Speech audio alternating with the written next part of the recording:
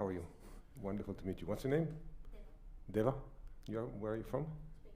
From Spain. Wonderful. How old are you? 16. Wow, very young. Is this a new piece for you? I read it last year, but I didn't play it for a while. I just took it about a month ago. Okay. Have you performed it already? Yes. Great. And how many Beethoven sonatas did you play? Roughly? This is the 5th one. Fifth? Can I ask which ones? A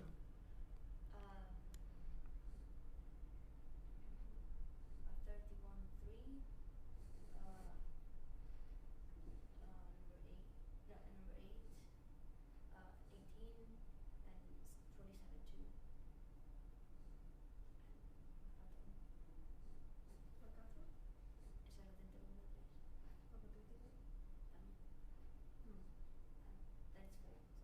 Oh, okay. Okay. No, just so I know where we are in terms of perspective and vocabulary. I recommend Opus 2 number 2, Opus 7, Opus 10 number 3. I think it'd be great to add a few of the early ones. Pathetic is great, of course, but Opus 7 is even better. Or Opus 10 number 3, or Opus 22. Anyway.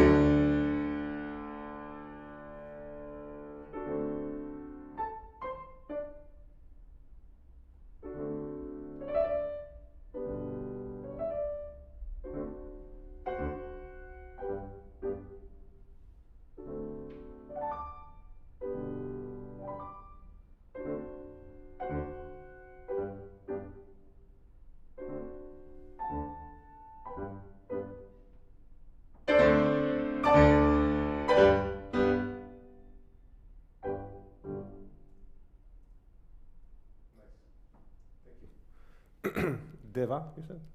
Okay. That's an incredible piece that shows that classical music is not always serious. It's, of course, extraordinarily written and very, very,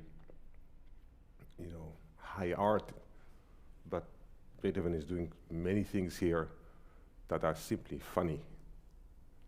If we're thinking about the humor elements in this piece, what are some of the jokes, would you say?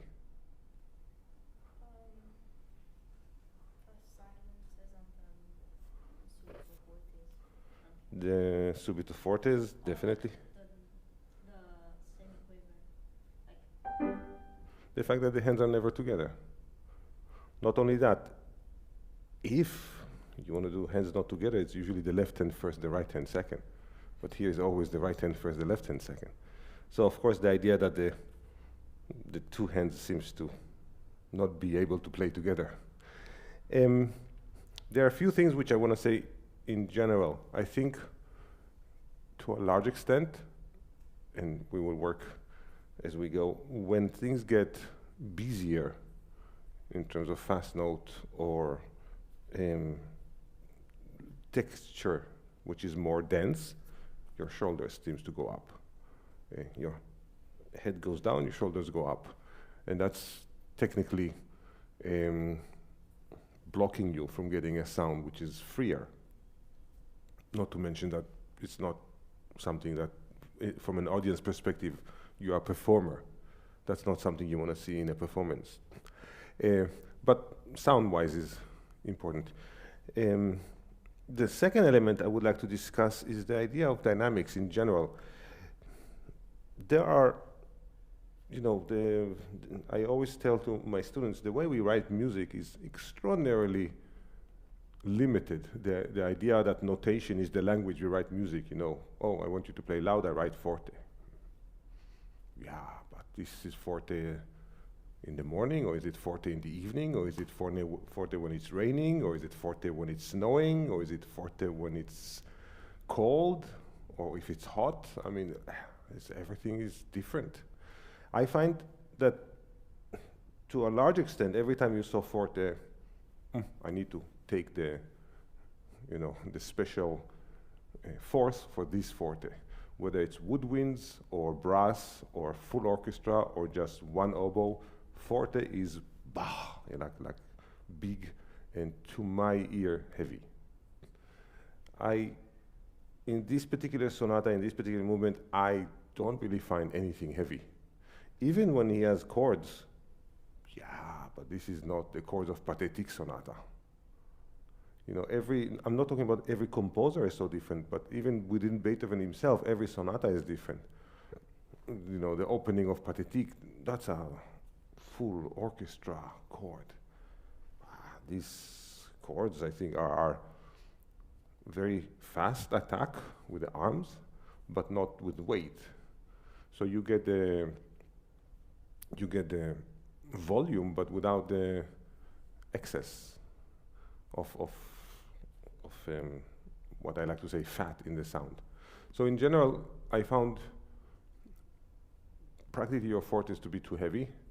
And not only that, I mean, again, so when it starts in F, that's forte, right?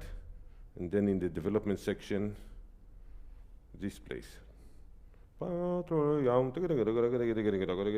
also say forte.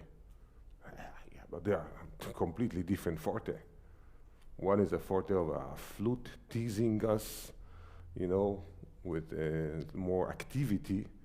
And the other one is maybe probably here more of a solo violin with terrifying drama. So these are two different fortes. This is what I mean, that the markings on the score are so limited. Forte. Yeah, but what kind of forte? So for me, most of your dynamics were too much the same. And in the loud dynamics, for me, it was too heavy. And I think I always, when I start to learn a piece, I also like to have a little kind of a overall program.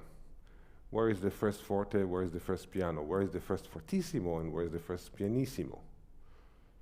And I mean, Beethoven is you know, when you look at the scores, the autograph of Beethoven, and you see, wow, it's like, how can one read these autographs? Have you ever looked at autographs of Beethoven? Facsimile, oh, it's impossible to read anything. You know, Debussy, you can play from the autograph. It's so perfect. Beethoven, no way. But, so you think, oh, it's probably so sloppy. It's like probably so careless. Oh, no, no. He is extremely careful. The markings are so careful, and you know, first page, no fortissimo. Second page, no fortissimo. Third page. So the whole first exposition is not fortissimo.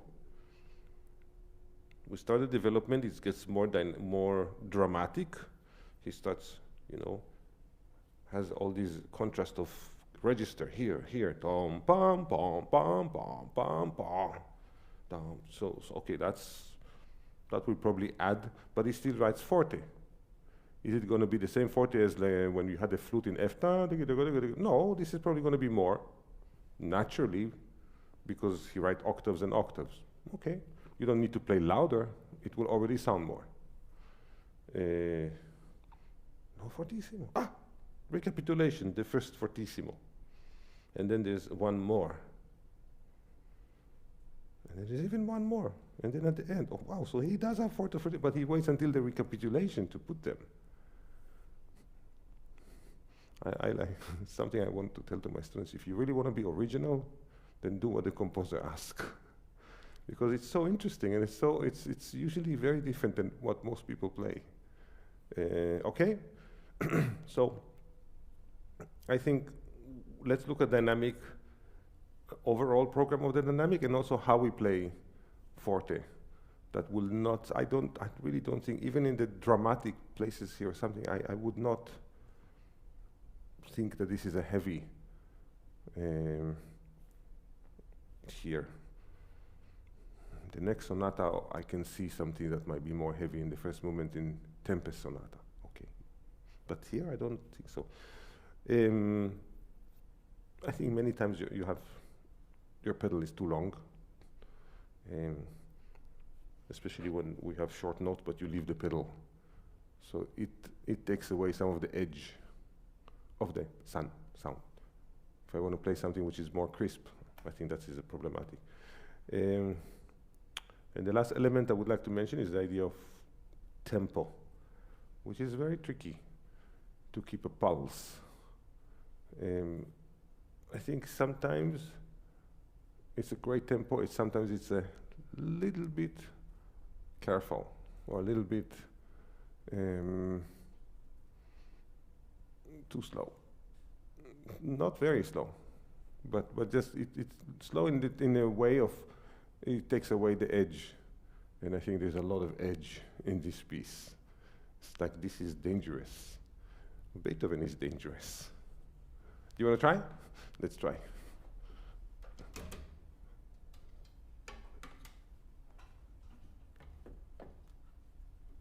Wait.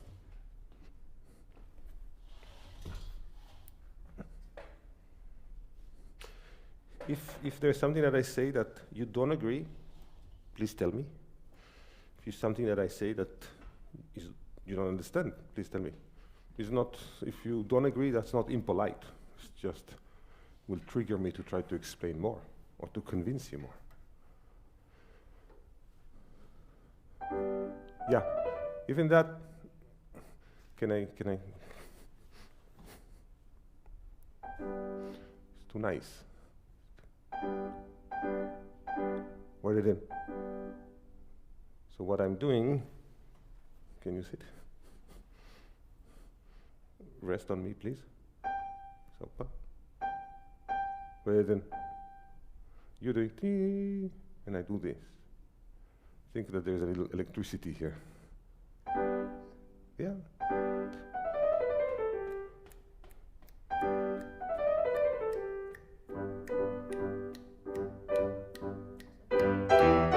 Yeah, don't rush. Bam, bam, bam.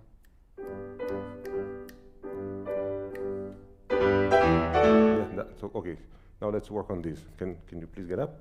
So, when we have chords in Beethoven, in Schubert, I think, I would also go as far as Brahms, maybe not Rachmaninoff. I think try to get more the outer voices. Rather than, that's too heavy. Rather than, okay? Rather than, so, of course, I mean, it's like when you have an orchestra, you're not going to tell the viola play louder, or the second violin play louder. Maybe in Bruckner, yes, but not in, of course not Mozart, but not Beethoven, not Schubert. Now, in terms of the attack, can you please put your hands, rest on me, rest, yes. So it's from here up. Rather than, I'm not going, you're like, I'm not doing this, I'm doing this. If I do faster, it can get very loud, but it's not heavy. It's not. It's bum, bum, bum. Try.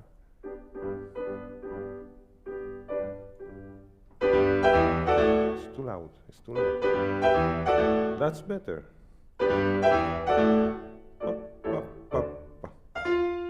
Wait.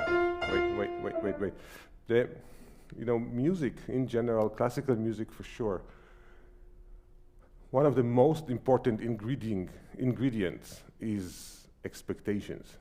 Like, what do we expect? And with this sonata, it's almost like, I have no idea what to expect. First he starts, okay, now what am I going to have, another scale? No, I'm going to suddenly have a chord. Okay? And then suddenly subito forte. And then suddenly it's all on time. And now what do I expect? I don't know. Another chord's on time, another chord's not on time, another what? And suddenly he goes to, from here to F major. So he suddenly, and then he brings left hand also in scale. So, he's a very bad composer. He doesn't know harmony. You're in D major, why are you suddenly go to F major? The important, the one accidental that you have in G major, which is the key of the piece, is F sharp. And then here he's like, no, I don't have F sharp. So really, there's a lot of humor there. But, pam, pam, pam, yum, pam, pam, pam.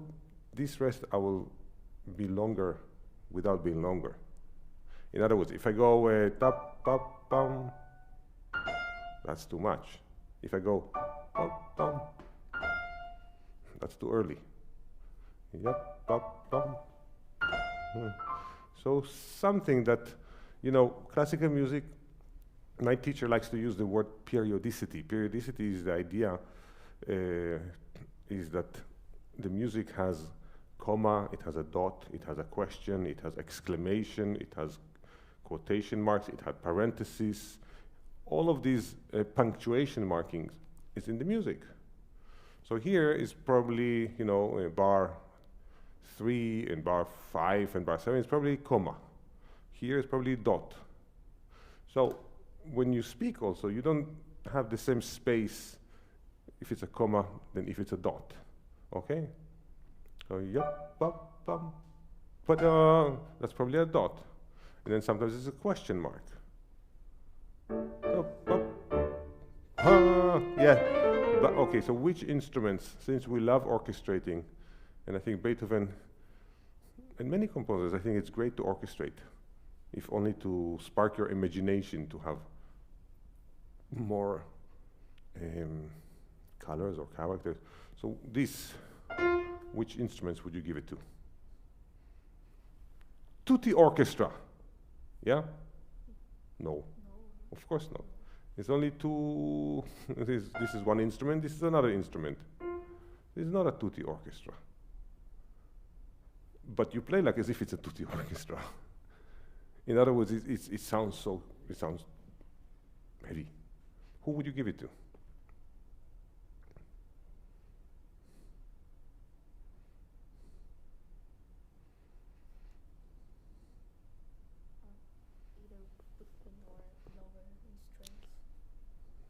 woodwinds or low strings?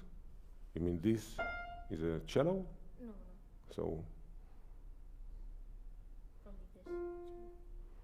Probably this. I'm not sure if the cello will like you, because it's a bit scary. Fast and high. He might not be such a friend after that.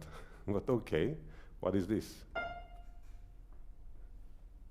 Let's start by saying how many instruments play this. Is this the whole section, or is it just one instrument?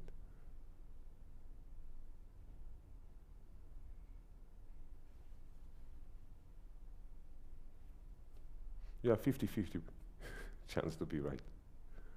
Do you think it's the whole section playing it, or just one instrument, this? What do you think? Just one. Yeah, I think so too. So how loud can you be? If you play, it's too loud. There's no flute or oboe or clarinet or, that can play so loud. That's also forte. Another interesting point maybe to think is that I see Beethoven writing many times piano and many times he writes forte. Does he ever write mezzo piano or mezzo forte? Okay, that does mean, so you have two options. Either Beethoven never wants mezzo piano and mezzo forte, or he just never wrote it. It's just, but some fortes are mezzo fortes and some pianos are mezzo piano. What do you think? Which option do you prefer? The one that, okay, if he didn't write, that means there is never mezzo forte, mezzo piano. Or do you think, well, he didn't write, but some fortes are mezzo fortes and some piano are mezzo piano. Which option do you prefer? I think he just didn't write it, and you just have to read. Yeah, I think so. Just to guess what kind of Yeah. character instruments would be. So I think some of the fortes are more mezzo, and some of the pianos are more mezzo piano. Not every piano is this, and every forte is that. Depends if it's just one instrument. It's not going to be the same forte as da bi da bi da. That's of course is bigger. Of course, this is not mezzo forte. Okay, so very fast, ba, ba. So it's very active kind of a sound, but not heavy. And left hand the same.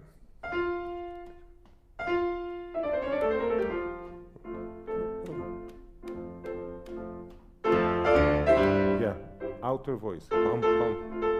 Bum, bum, bum, bum, bum. Yeah, bum, bum, bum. When you are playing off the beats, there is a sense of urgency. There is a sense of pam, pam, pam, almost like you want to push it.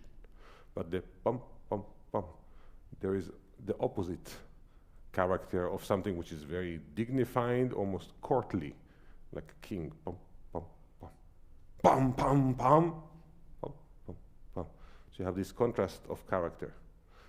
For now, you play tam, tam, tam, and then you do tam, tam, tam, which is, it's in the tempo, but it sounds a bit rushed.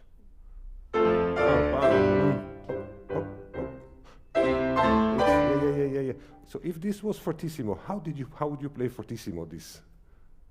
If this says fortissimo, how would you play fortissimo? What I'm trying to say is what you play now sounds to me fortissimo. Oh. It just sounds fortissimo. It doesn't sound forte.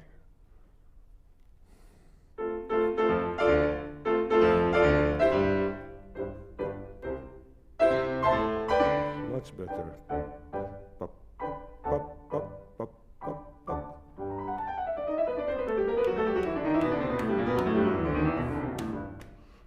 When I touch you, that means your shoulders are like that. So, just send a signal. Play this. Yeah, no, it's not. The fact that it's piano doesn't mean that the attack is slow. If you do, that's like second movement.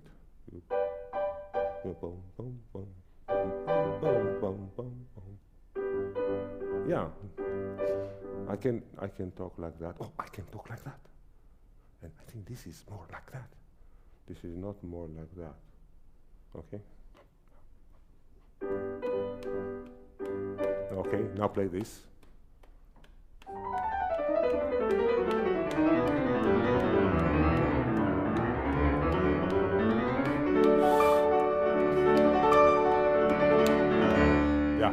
So very important many times to go back to the beginning and compare the tempo, because I wrote here pulse. Sometimes when you have a little faster, then you're not slower, but you're a little slower.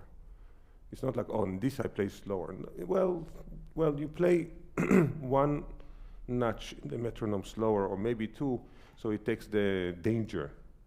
And I think this is dangerous in a good way, in a naughty way, in a funny way.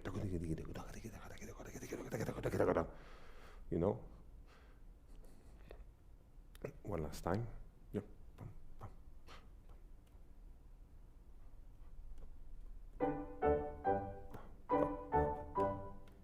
Yeah. This, you know, param, param, param is on the front of the beat. Pam, pam, pam is in the back of the beat. Pa, pa, pa.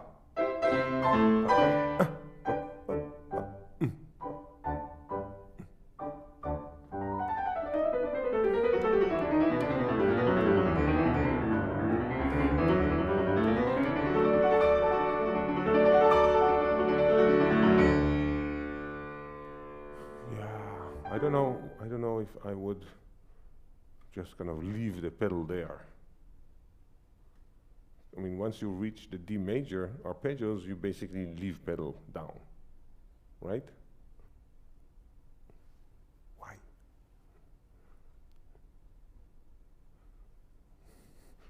I mean, he didn't write pedal, fine, but you know, okay, he didn't always write pedal. The only thing is that I see him write slurs and also writes dot. So I'm kind of losing the dot. I think the slur, okay, you can try to do, you know, but the dot I don't think we can find if you just leave the pedal.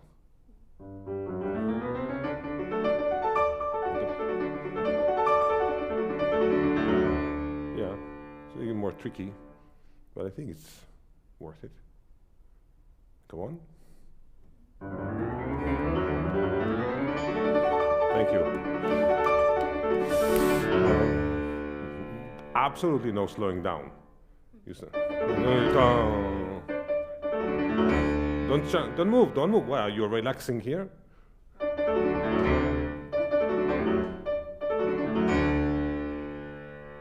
Yeah, be careful if you relax. If you relax, they will relax.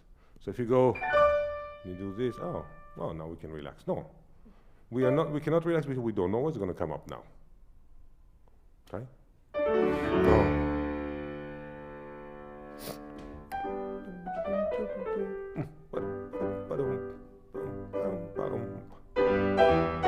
Maximum. Woodwinds. Yeah, this is woodwinds, you know, when you have and again, which is the important? Is it? Or is it? Or is it? I'll probably go with the top. Yeah. Okay.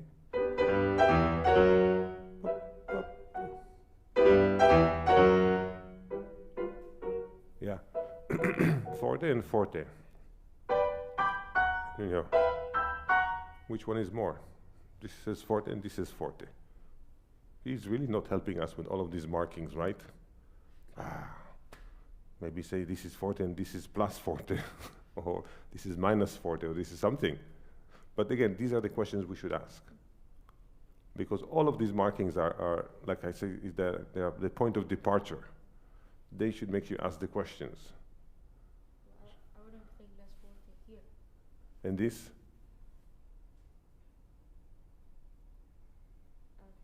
In some ways,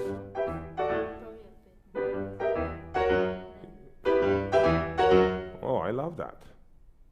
Why didn't you do that before? In other words, when you have a yum pum pum pum pum pum, that we had this before, so this is not a surprise. Now, sorry, this we had here. So it's also not, this forte, subito forte, is not a surprise. That's the surprise. So yeah, so that should be a little more. The forte is, okay, we know it, it's nothing shocking. This is shocking then, okay?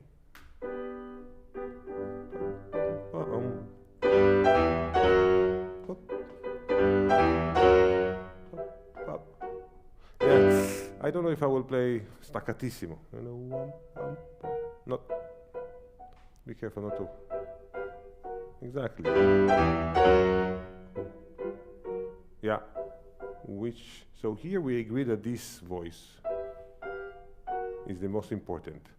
Here, which voice is the most important?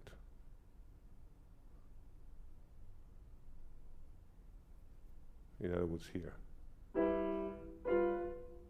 Which is the most important voice? I've never been sure because both they change. Yeah, but there's one which seems to be changing more. And it's chromaticism, which in classical music is major. Also, in here you have the top voice, and then you have the middle voice. I think it's interesting. So I think I would bring it out.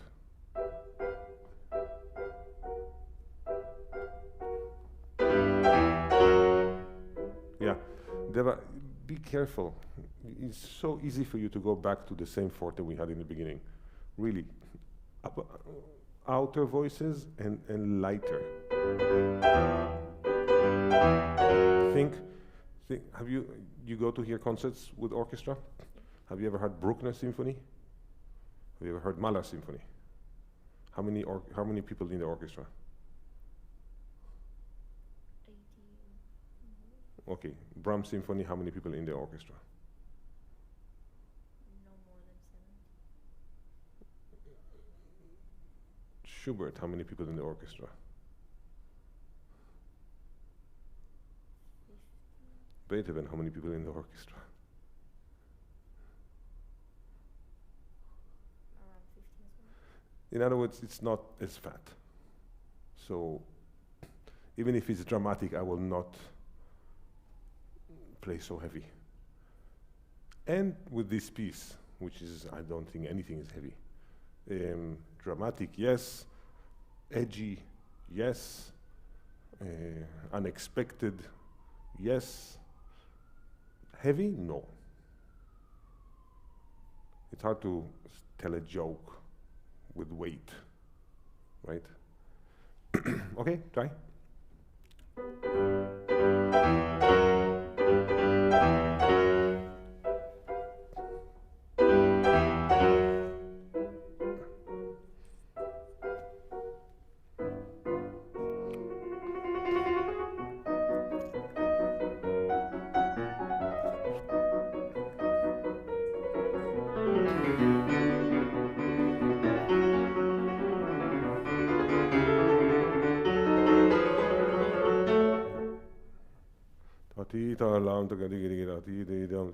Your shoulders want to take part in making music.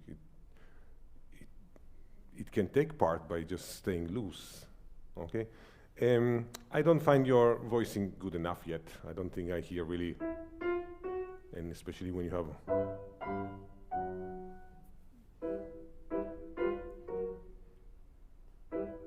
good.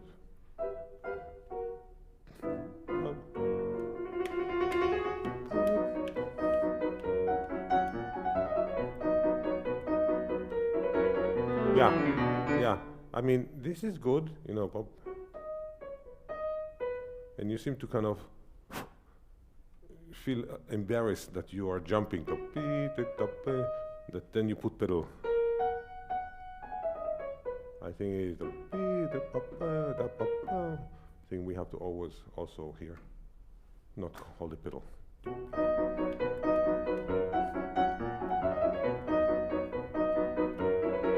Okay. Okay. So how many bars is this phrase? 1, 2, 3, 4, 5, 6, 7, 8. Yeah, typical. Nothing too fancy. All right. What is the most important bar? Of the 8. Yeah. Where are we going? I mean, he writes piano. He doesn't write crescendo to a certain goal. He doesn't write a piano. He just write, or I mean diminuendo. He just write piano, 8 bars. For sure, if we just play the whole thing the same, then it's boring. But there's always a certain goal. Is it tam pi ti tam pam pam pam pam pam taga taga taga tam pam pam pam, or is it tam pam pi ta pi ti ta pi pam taga taga taga da pa, or is it ta pi ti ta ti taga taga taga da pa pa pa pi? I mean, in some ways, you can almost pick and go for it. For now, what I hear is ta ti ta ti ta ti tam taga taga taga da pi pa pam tiga tiga. I mean, it's okay, it just doesn't go anywhere or does anything. Okay? I think when here we have a bass note every bar. And then we have we have that's probably an indication of something more interesting. Probably the fourth bar might be more interesting than the others. And then you can it's more like a formality, nothing. It's not a very sophisticated tune. It's not very like, wow, the harmonic language here is so, no, it's quite simple, but still needs to have a direction. Try.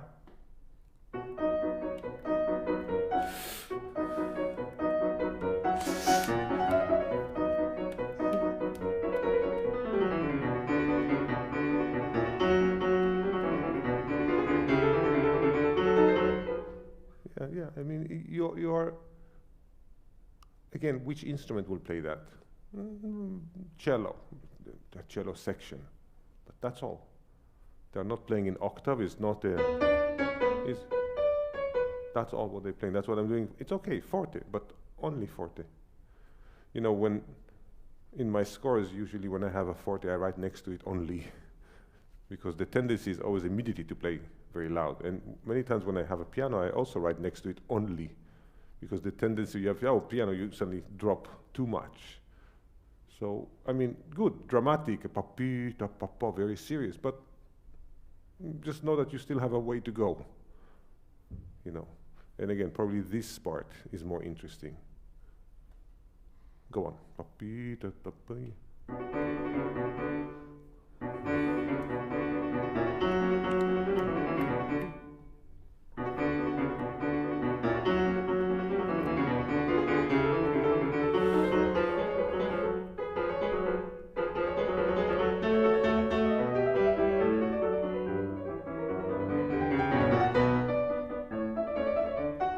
Yeah, it's interesting.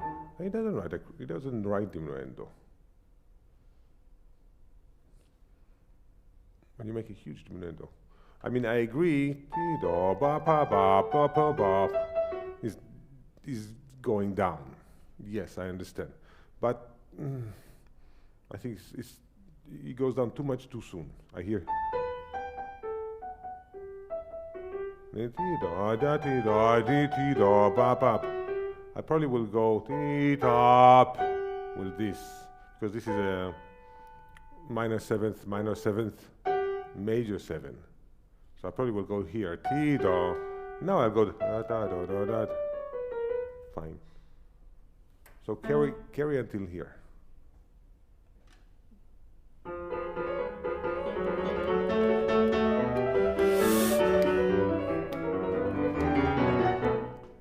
I will touch you every time I see your shoulders, until it becomes automatic for you to feel it.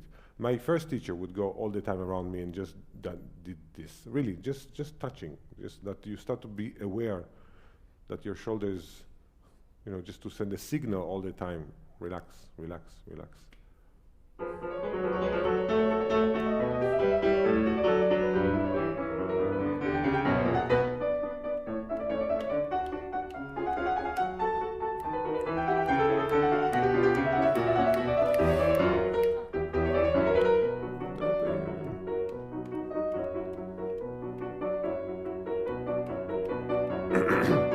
Yeah, it's interesting. So here you play, but here you do. Why don't you play top?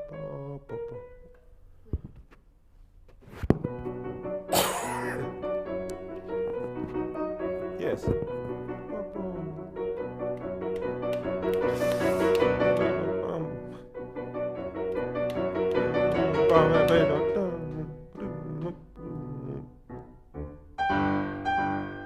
yes, yes, yes.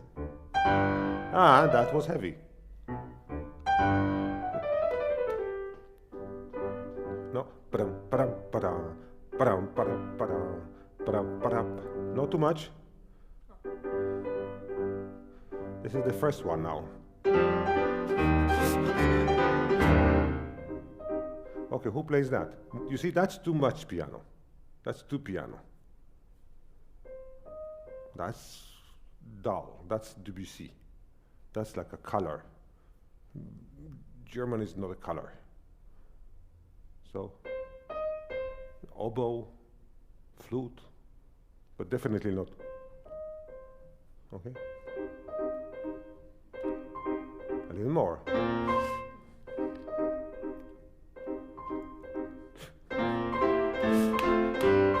And more. Okay, so you have this, the first one, and then you have second one, and then without a break you have, so you have first, you have second, and then you have here third, and each one is another step, right? Character from the beginning, pa, pa, pa, fine, but the volume gets bigger. Yeah.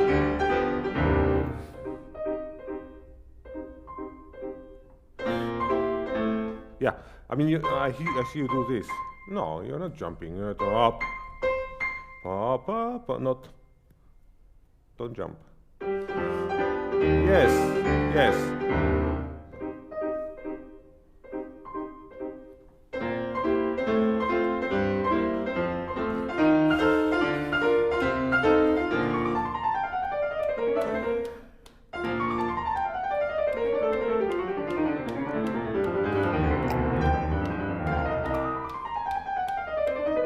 Yeah, can I say something? It sounds, I mean, it sounds like you have wonderful fingers, but they're almost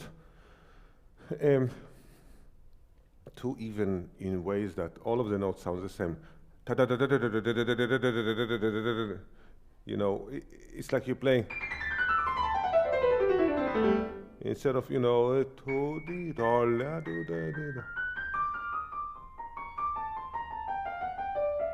everything goes to the middle of the bar. So, and now you relax a bit.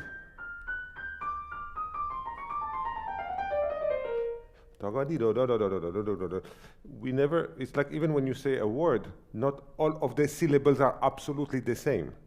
You know, there is the syllable where you have the little, the agogic, the accents, you know. So this, I think, the middle, that's the important. And now we're relaxing a bit. You don't do, you do. You understand what I mean? So the line always goes like this, like that, like that, like this, but it doesn't go like that. And your fingers, in a way, are so perfect that it's like all of them are absolutely the same, I think. Try. Don't rush.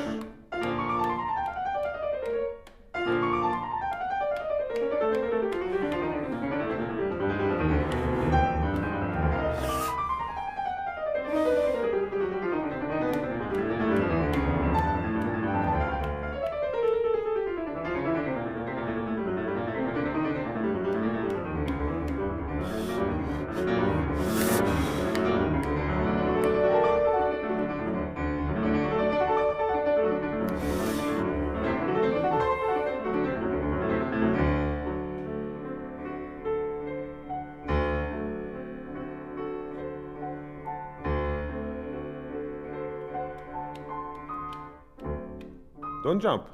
No, it's not pluck. No, you're doing. Not.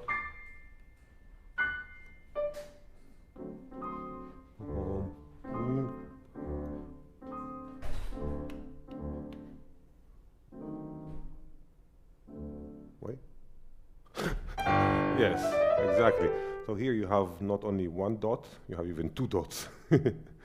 Okay? So if you look at this place, now the second one. So that's the second one. And now that's the third one. Which one is the most? Is it here we have 1, 2, 3, each one going more. Here we have 1, 2, 3, what? Each one going less, each one going more, the second more, and the third is the less or the least.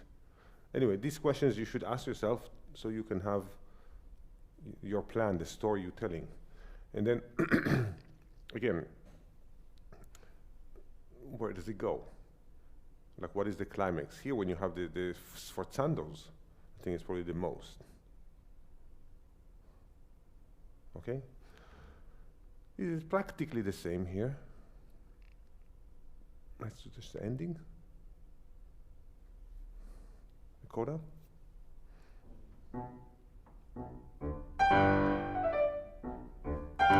Oh, finally you get to. Okay, okay. So now you play the beginning of the. Now play the beginning of the piece. Now with the F major. Now with the G major. Okay, so this is fortissimo. In other words, the one with the F has to be half as much.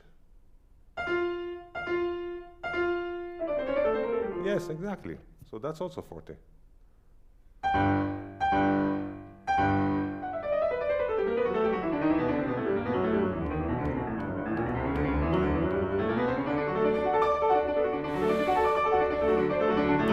Don't slow down.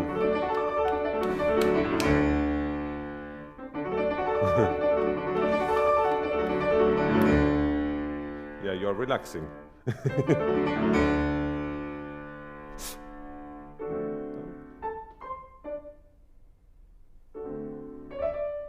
Clear. Yes. Wait. Wait. Wait. What? What? Question. Yes. You really cannot finish.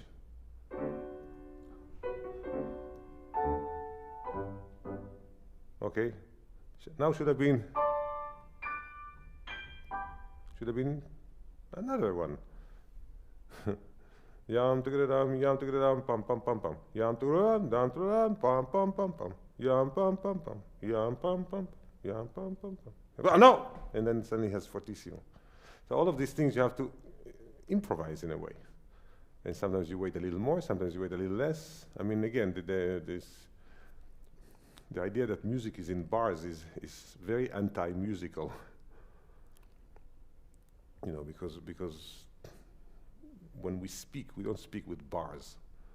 And this is, in a way, speaking, right? No,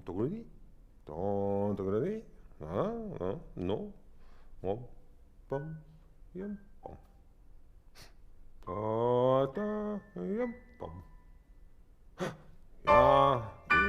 Yum, pom. Finish. No, not finish.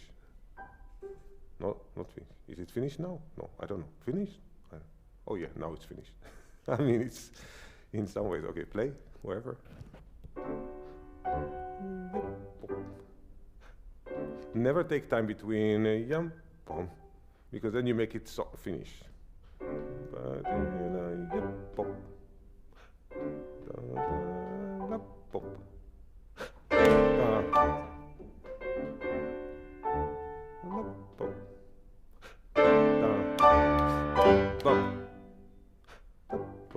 Don't move.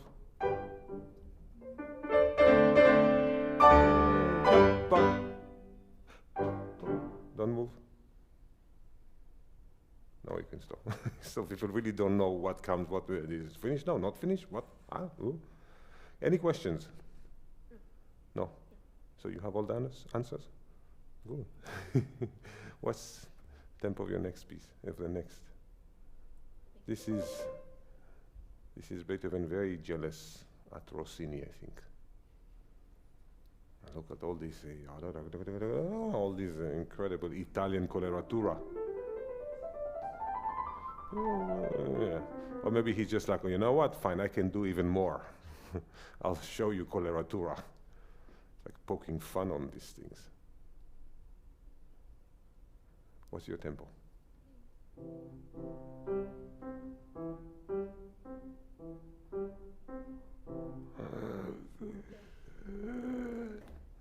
If you have a singer that needs to sing this, he will die in the middle.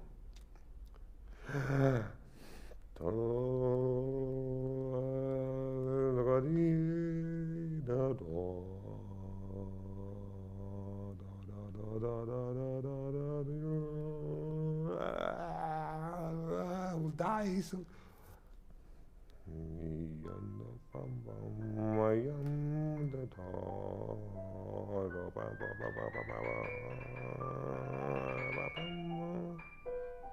I think, I mean, yes, I heard people play so slow, but it's so much more difficult to create a long line like that. So 9/8 is in 3, right? If you conduct, you conduct in 3, right? If you're a conductor, you're not going to conduct in 9. No. What does adagio mean, do you know?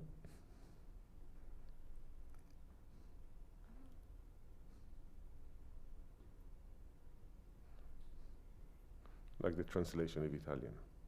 What does adagio mean? What do you think it means?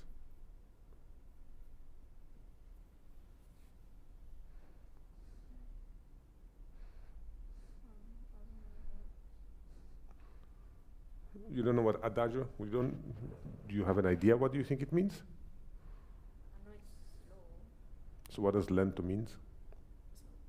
So what does adagio mean?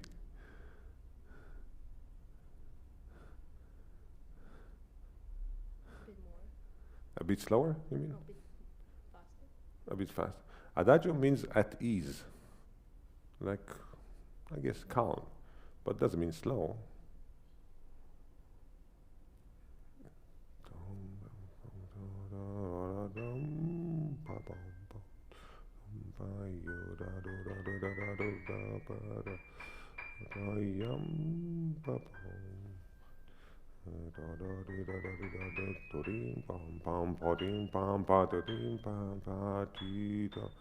Oh, the clarinet or the oboe, whoever plays this will be much grateful. That is not too slow.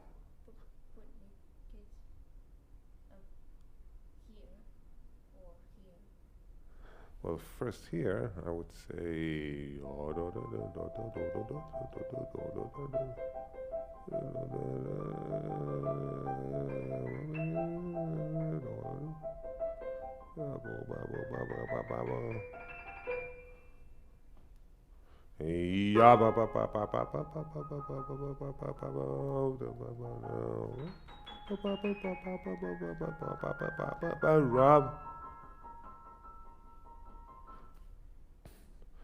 Try. If only so you get the sense of the long line, and if you decide, okay, but I just have to play slow, I cannot feel it so fast, but you will still have a very strong sense of line. Now it's so difficult to feel any line, because also with piano, you play a note, it dies, you know? If you go to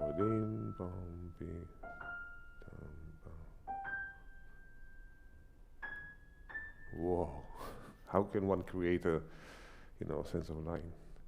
And then when you get all of this coloratura stuff, yeah, you expand a little bit. Like like when Chopin has his wonderful, filigree lines. All right. Thank you. Thank you. With pleasure. Thank you. Sure. Thank you. Dmitry, you're next. Awesome. What are we doing? Remind me. Oh, yeah, this. I'm not sure. I'm not sure if I have this particular issue, but.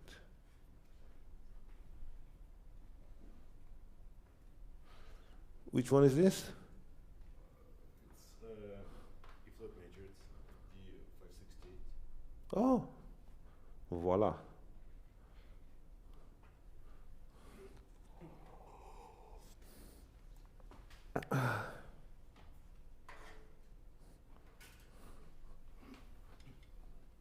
You know the hobbies?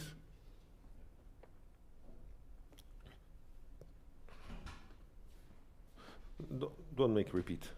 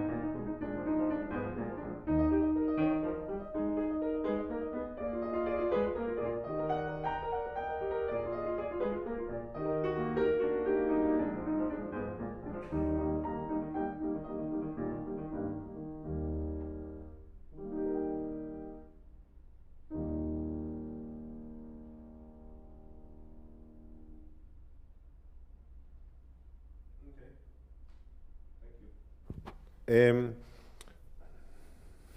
wouldn't hold the last chord more than 3 beats. I was asking myself if I want to have this kind of ritardando, but he does write diminuendo, which suggests also slowing down, so that's okay. Well, it's not, this is my opinion, it's not one of the sonatas that immediately falling in love. I mean, in my opinion, sorry, I hope. I mean, you hear the C minor sonata,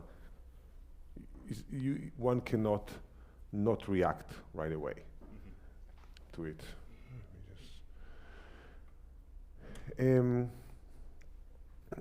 I would say one thing in general, I think, and that will be great if you record yourself. You will realize that, I mean, you play very beautiful, but none of the slurs or none of the rests are you pay attention to them. In other words, you will do ti-da-dum, pam. It was very beautiful, yeah, but there is a rest there. And then you go ta-da, da-da, da pam po. You know what? Da-da-da-yum, da-dum, pam pam, da-di-di-dum pa.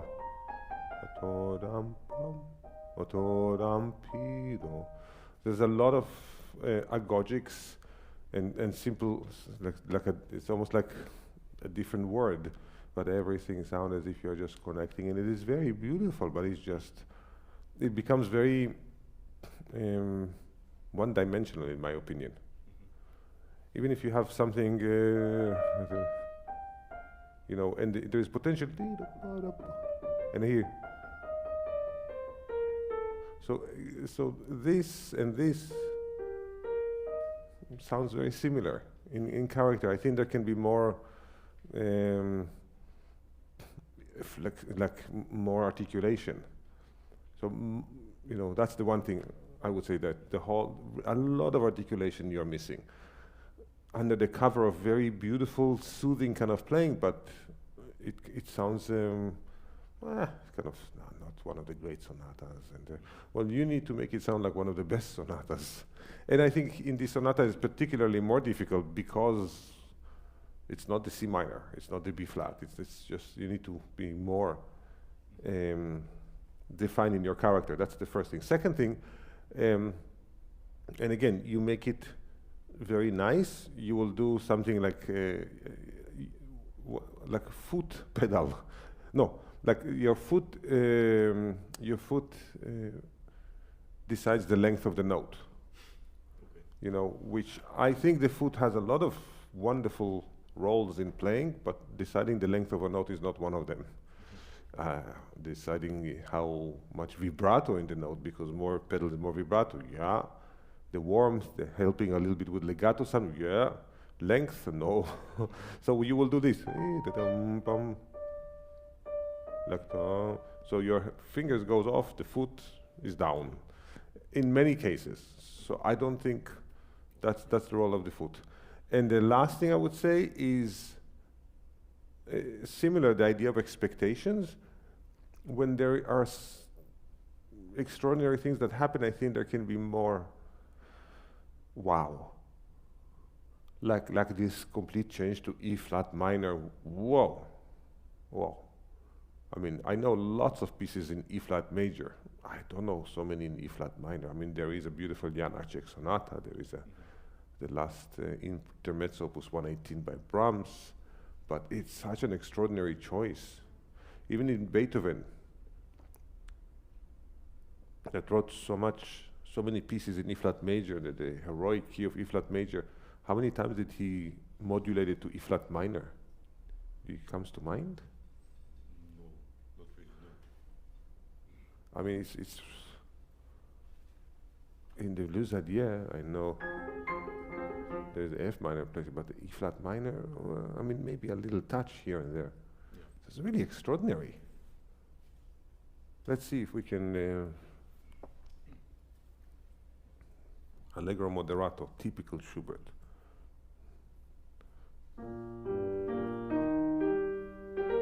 Yeah, even between these, like why would you connect between? You know, why?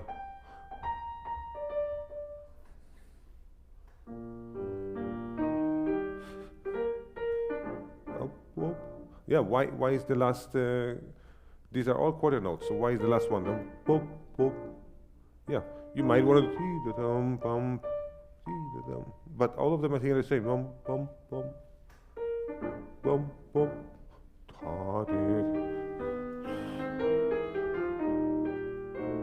Yeah, I think the reason there is a little accent site on this left hand, I think the chromaticism it might be even more important.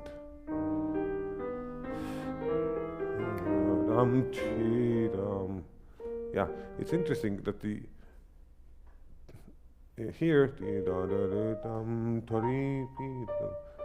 he's emphasizing the third beat, and now to again emphasizing the third beat. Try one last time. From here,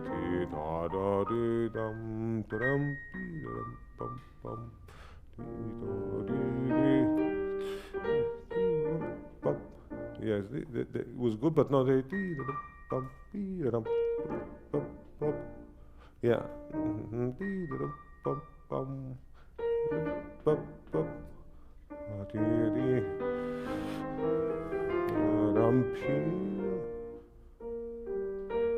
Yeah, I might not do I might not yet. I think they so if then he this will take time.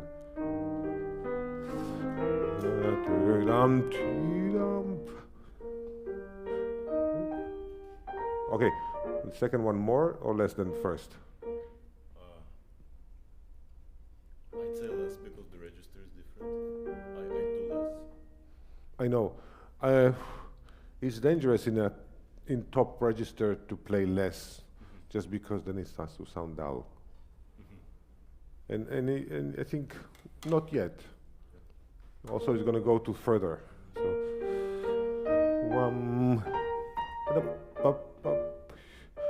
consider. Yeah, it's not difficult. You say dono. Yeah.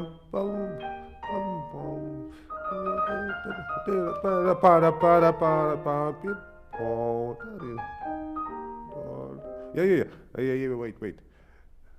That's we are in E flat major, and everything seems to be going well. The first time we went but this okay, great. Nothing's too fancy.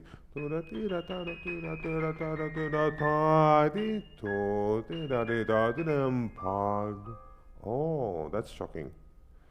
So if you were a good boy and didn't really take any time before, because it's nothing too extraordinary harmonically or in other aspects, but here you can take a little bit.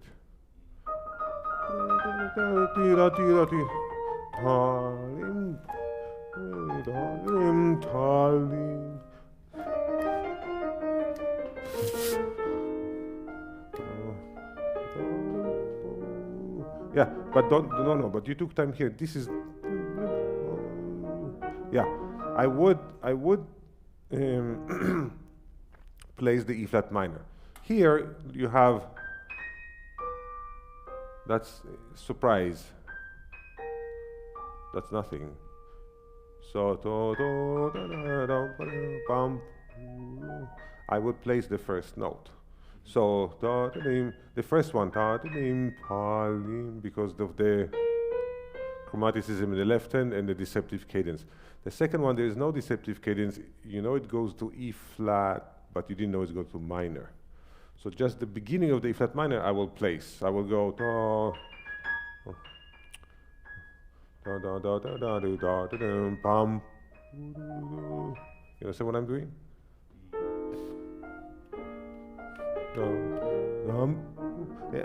Place. No da da da da da da pam.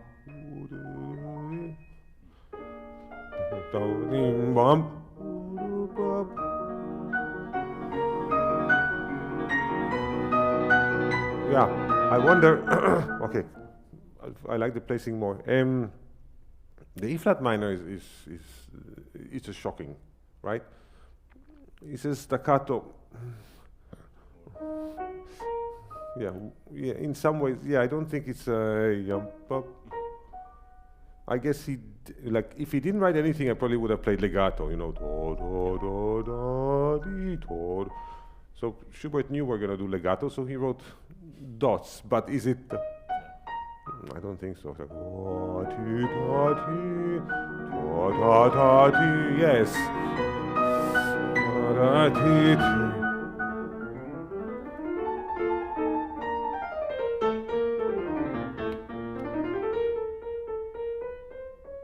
Yeah, well, yeah. Just bring this.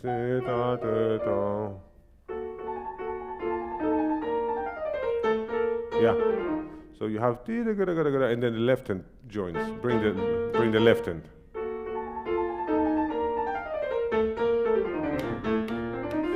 Pa pa pa pa pa pa.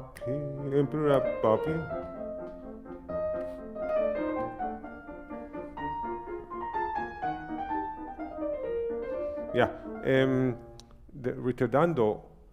You read the book of Neuhaus about the art of playing keyboard? I forgot. Is that the name of the book? No, I heard, but I haven't read. So there's a book by Heinrich Neuhaus, which I'm sure you know. Yeah. And he said when you have, I think it was ritardando or accelerando, from when you have ritardando, it's the same tempo, getting slower. And when times when people see ritardando, they play slower. They start to play slower, but no. So in other words, there's not really room when you play. It's too much.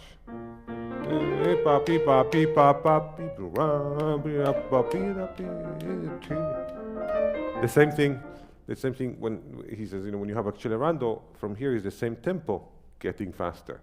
When you have diminuendo, from here the same tempo, getting slower. And not, you see diminuendo, we play slow. Oh, when you see retardando, we play slower. We play accelerando, we play faster. And the same with crescendo. You see crescendo, from here is the same dynamic, getting louder. Not from here is louder. Tita tita tita.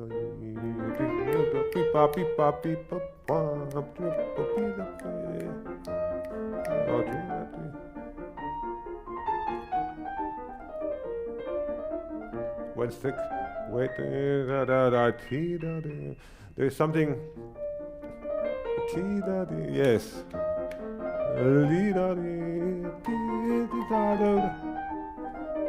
Yeah, I think, in other words, the chromaticism, I think, is extra sweet.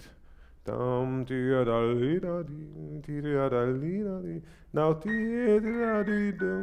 now here, I don't think, I wouldn't take time over there. I will take the time, again, the chromaticism here. The chromaticism starts on the beginning of the bar. Here, it's in the end of the bar. And I think that's kind of interesting to bring out. But it's just it's just a formality. So I wouldn't take time. Yes.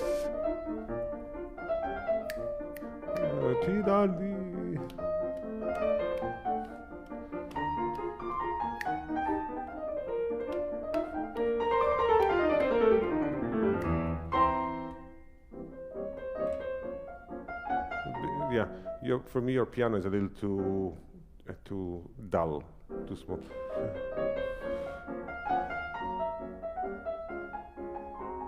Okay. So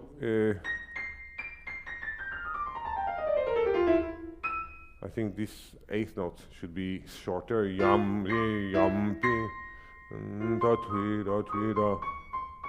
That's, you know, what is the psi motif. Da ti da dam, da ti dam. Sure, jump, P. No, this is a quarter. P, yes. Da ti da dam. Okay, and typical Schubert modulation. So this seems to be sad.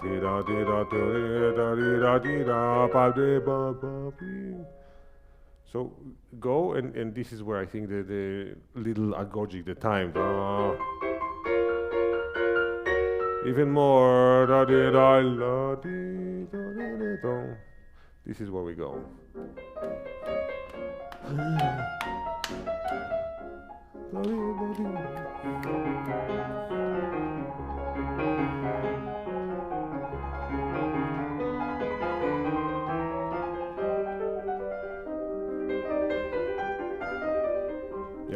Can I suggest from here? It sounds. It's very tricky with the accent signs with Schubert, because when you go to the manuscript, then many of his accent signs are between hairpin like this and actual accents. Many times if you go to the Bernreiter edition, they always mark them as accents, and you go to the Henley edition, they always mark them as diminuendo sign. It's hard to say, but is it I don't think that.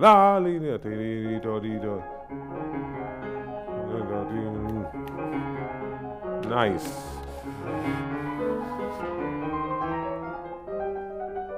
Well, here you need to go here.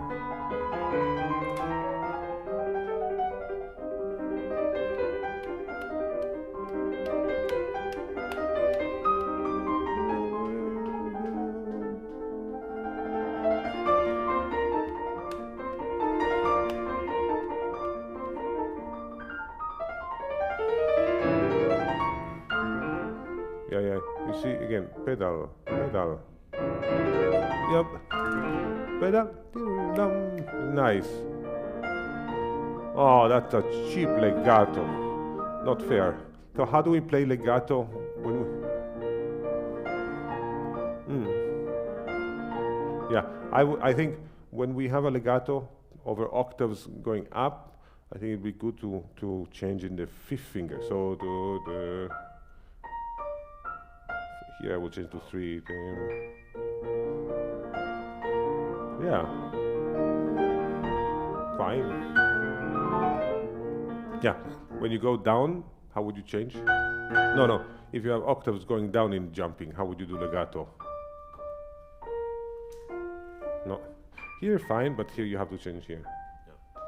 So change on the thumb when you go down. Exactly. So when you play appassionato, okay, it's really helpful. Sometimes fine, you have big hands, you can do that. But sometimes you just do the fifth, and if you do it, it becomes your second nature at some point. Do from here.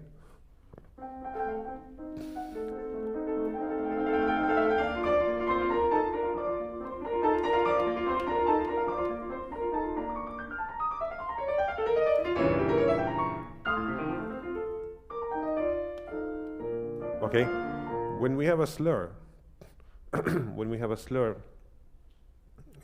in the second half of the 18th century, C.P.E. Bach published this book, right, about all the rules. He was very fed up about, the common practice, the traditions of the time. So he said, when you have a slur, the first note under the slur is the most important.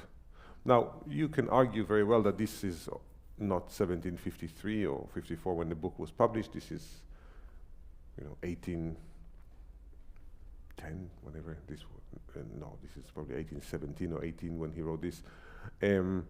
But still, I don't think it's. I think it's the first note. I hear. I think it's and it'll be good because then it's against the beat.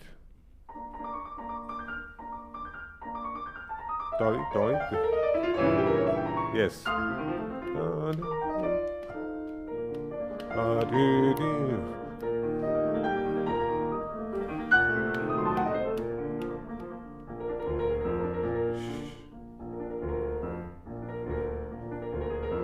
Too loud, it's too loud. Much better. Yeah, it's not clear.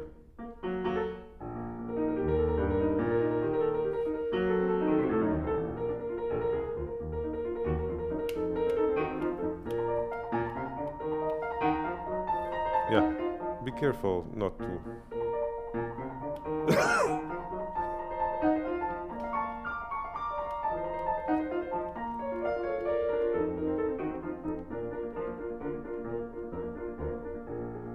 Yeah, so he writes ridando here, and then he writes diminuendo here, which is to slow down and to soften. But 1, 2, 3, 4, 5, 6, 7, 8, 9, 10, 11, 12, 13. I don't know if he wants 13 bars too. So just be careful not too much too soon.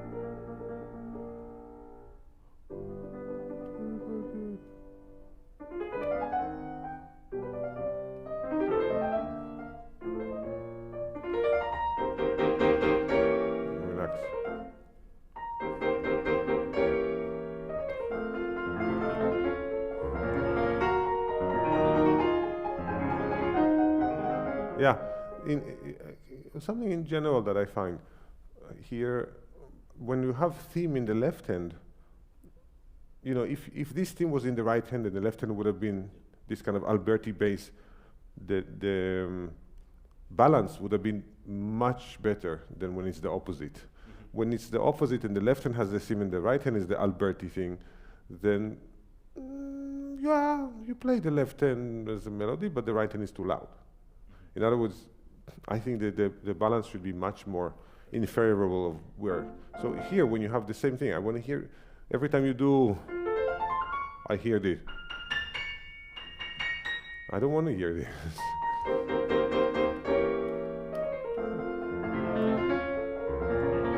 Exactly.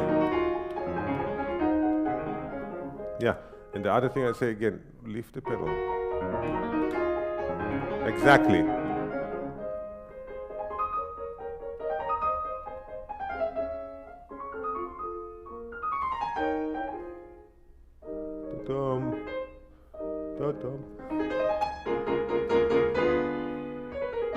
Yeah, again, I mean, he doesn't write anything, but I think, you know, suddenly from a longer phrase he goes to shorter phrases.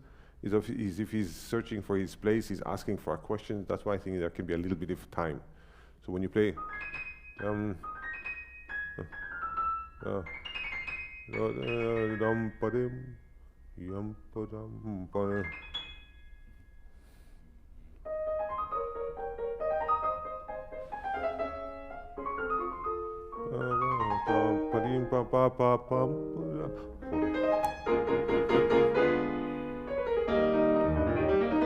excellent, very good.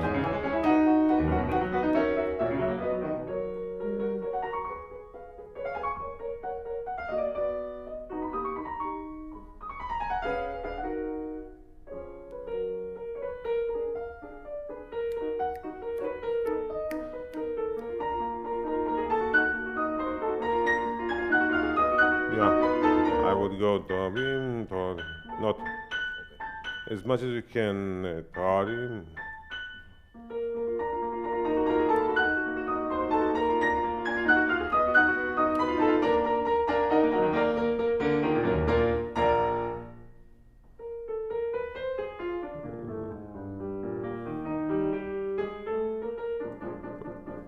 No.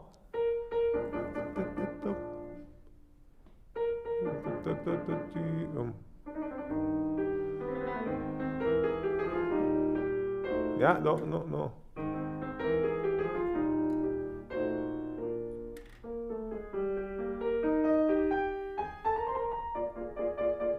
Oh.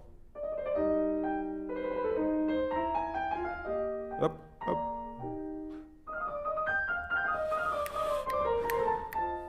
Yeah, I have a sense, when I push you, I think there's a certain sense, and you can find it a lot in music, when you have a certain rhythmic pattern, which has here the rhythmic pattern is this, like 6 times. I think it almost suggests, when you have the theme, you have this rhythmic pattern, then you have this, then you have a change, then a change, and then a triplet, and then quarter. Okay, there's too many things if you want to push, or if you want to move anyway. But if you have, and you're going to do it absolutely in tempo, it sounds kind of dull. So when you have a certain rhythmic pattern that repeats 5, 6 times, I think it almost suggests.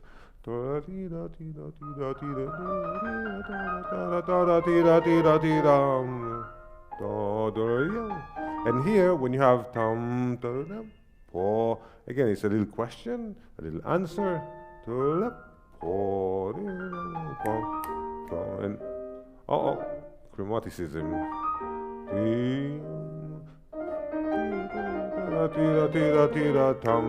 Question, answer.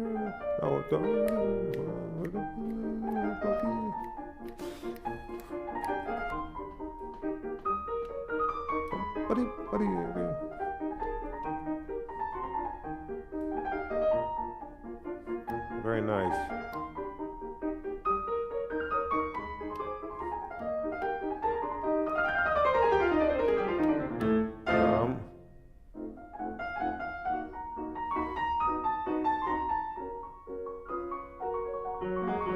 Okay, I want to change character here.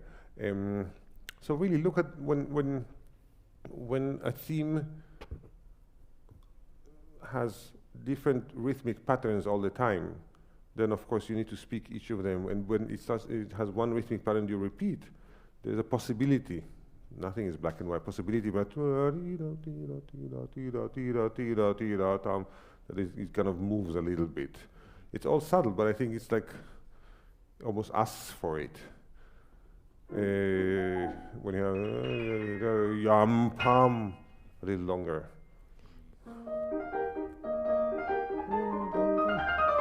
Yeah, can you take off?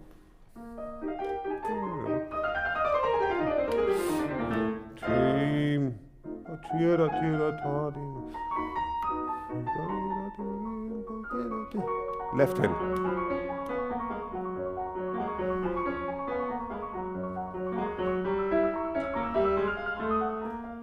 Don't move.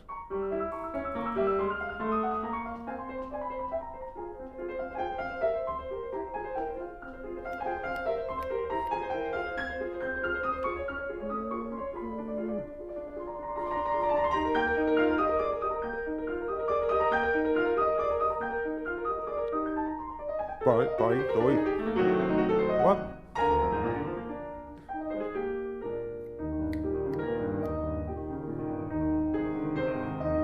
Yeah, maybe bring the lower voice.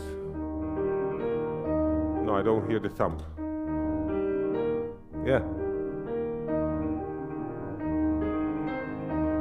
Whenever you have a theme that has octaves or unison in general, you can play around with the voicing. If you have, this Schubert, the sonata, this one, then I will play more like that. In other words, I will bring the lower voice. I must say that even in this sonata, I was thinking, let's just try for sake of my own self-indulgent. The first phrase, bring this. So, and then the second phrase goes,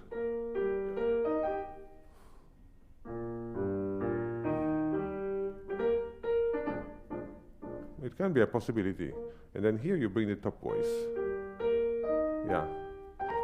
The only thing is that the piece is not dark enough that I wanted this so much. This, is kind of frightening. And of course, appassionata, of course you play the lower. But here I might play the lower. When you have a... I want to try one time to bring the lower here. No, really, bring the thumb. No, we said not like that, but it,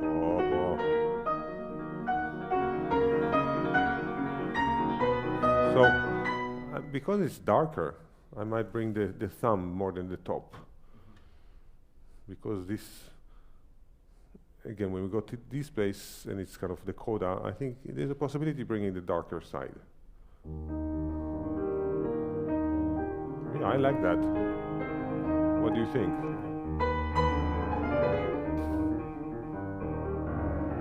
Oh.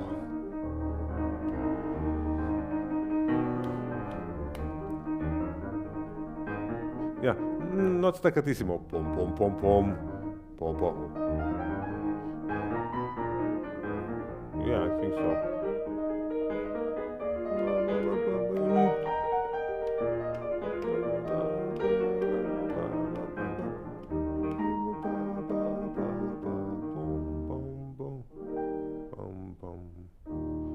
It's a very unique piece. It's an interesting piece. It's not so familiar. But in some ways it's harder to bring across. So as much as you can, every detail in the score, again, when you have staccato, what kind of staccato? I don't think it is all the same. When you have a slur, I would always look at the possibility of not connecting two slurs. Lots of the time, your pedal connects it. And voicing when you have an octave, it might be, much worth it. Do you do the second movement a little bit? Yeah. You have some time.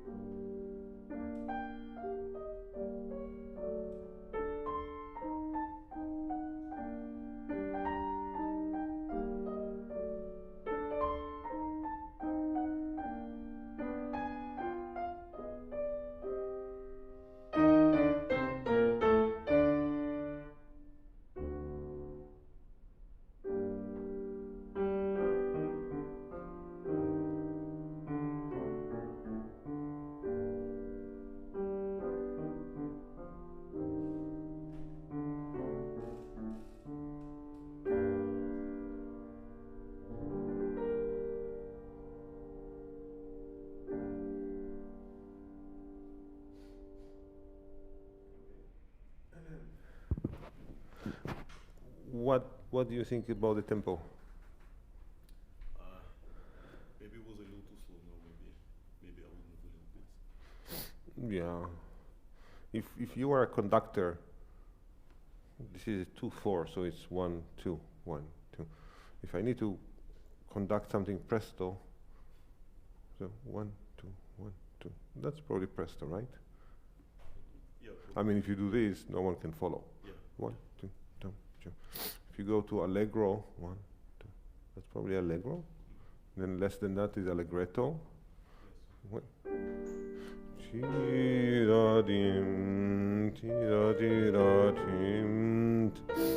I would go more, yeah. The other one seems more adagio, for sure. I mean, yeah, I mean, I cannot say this is andante. I mean, this is part of what these markings are so confusing. Is it andante modo meaning no, too fast, or no, too slow? Yeah. Andante molto, andante is walking, right? Yeah.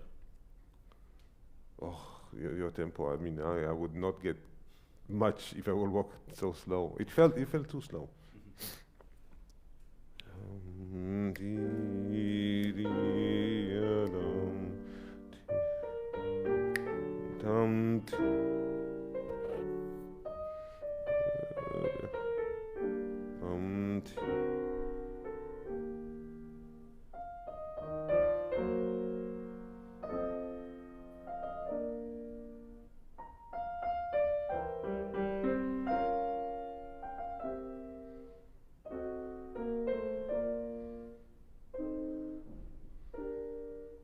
Oh, it's interesting. There's some interesting turns, unexpected turns, that I think we can try to bring.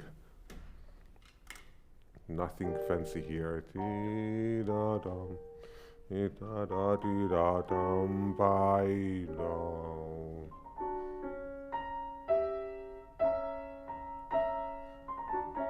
That's okay. So here, simple, dum. Ti-da-di-da-dum, ba-ti-da-bim-ba-bam-ba-ba-ba-ba. Dum-dim-ba-di. Nice. That's I did not expect that. Now we move on.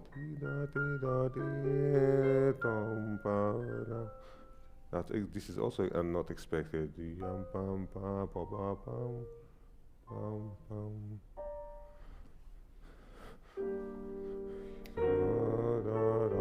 Simple.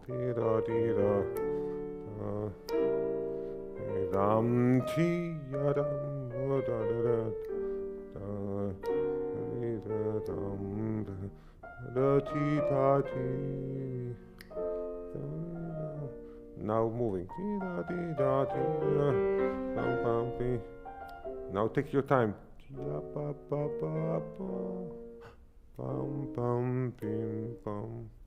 So in some words, this is the biggest surprise, and he always put, because he's changing the pattern, and because the first time he is actually introducing this pianissimo.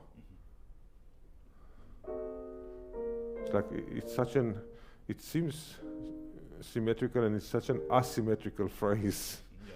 It feels. Yeah. It feels like he's taking time.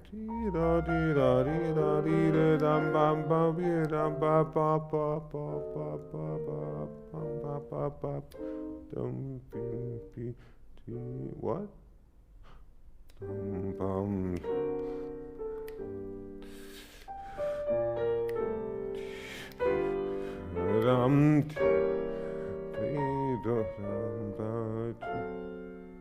Yeah, every time in any voice, when you have chromaticism, always raise a flag.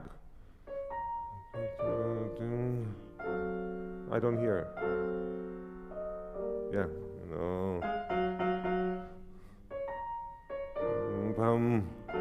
Yes.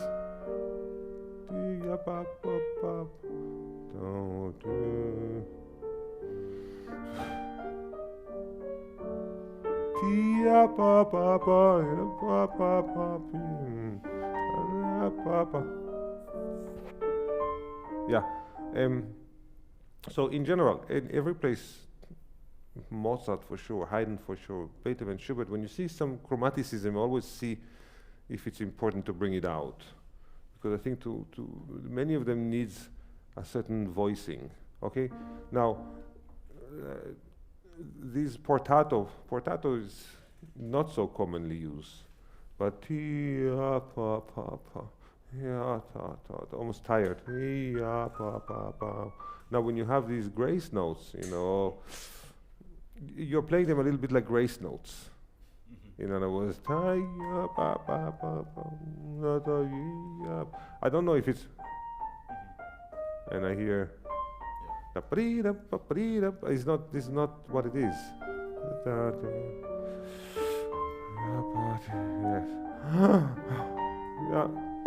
Yes. Yes.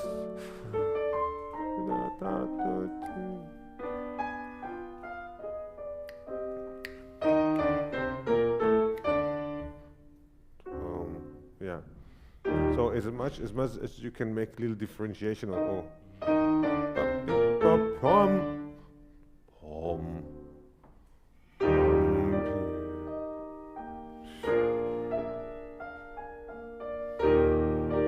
yeah, maybe experiment.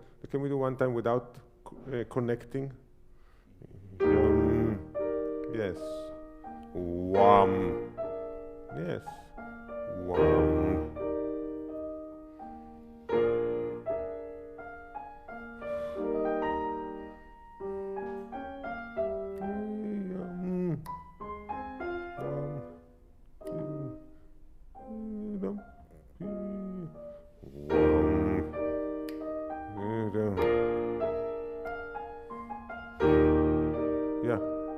Maybe more rather than pam, wait, maybe pa, ta, di, da, maybe wham, ta, di, da, yes.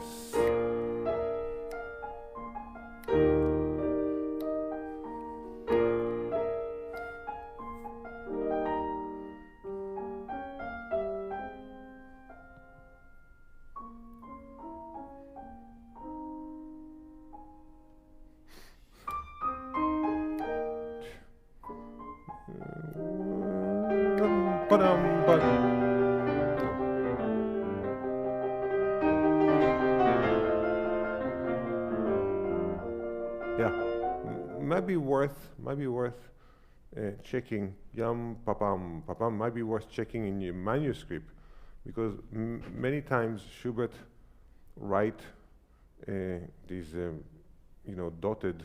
You write them aligned with the right hand. So it might be that he actually wants yam papam papa pa no tam padam papam. I mean, people debate it. If you talk to people who spend their life with early music, they say there's no doubt it has to be a line, you know. And we pianists in the 19th century, we always say yam papam papam. But it's interesting. I was playing the second set of impromptus this year, and this variation, and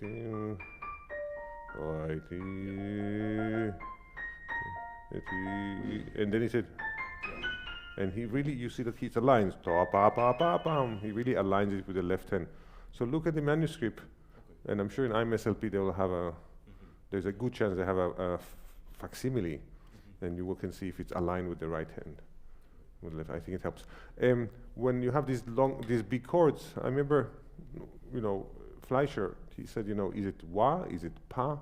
Is it la? I mean, depends which consonant you use. I think it's more wham, da, da, da, dim, wham, rather than pam, da, di. Yes, wham, pa, I think so. Da, la, da, la, da, da.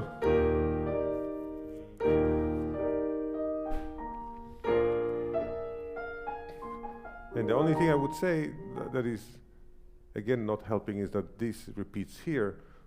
The first one is more, the second one is more, which one is... Like, I would not repeat them. For now, it still sounds like you repeat it now. Okay. So, I mean, there's a good chance this... Yeah. Yeah. Yeah.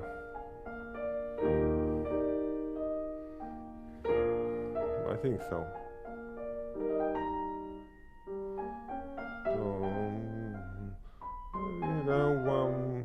Don't need to move so much. Yeah, the pianissimos are special. So,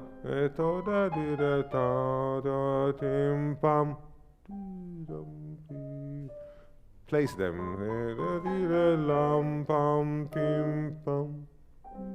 Yes. It seems like he's very, very conscious where he uses pianissimo. So just, you know, always another forte, always another piano, always another forte. Oh, which kind of forte, which kind of pianissimo. Place them. Okay, let's go from here. Yeah, pa pa pa pa. Ba da pa pa pa pa pa pa. Yam ba dam ba dam.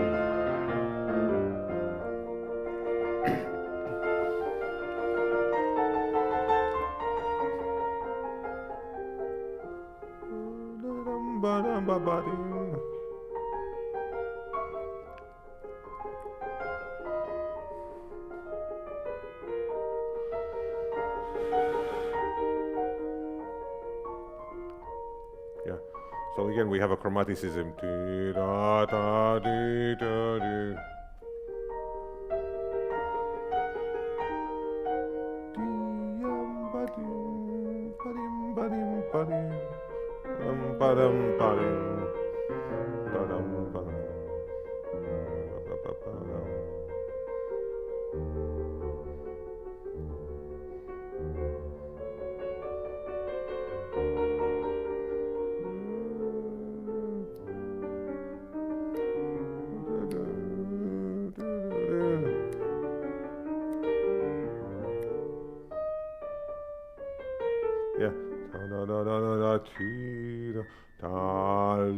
I wouldn't do ta da da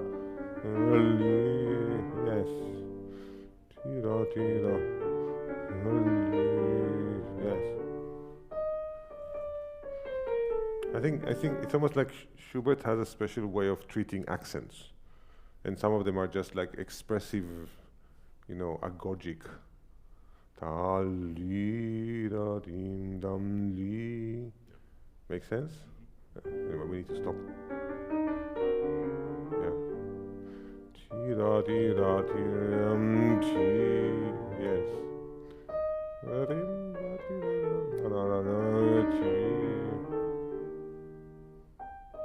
Yeah, I like that deceptive cadence. Let's do something.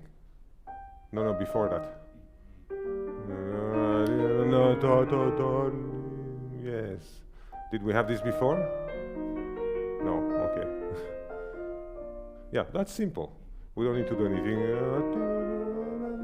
Yeah, that's nothing, you know.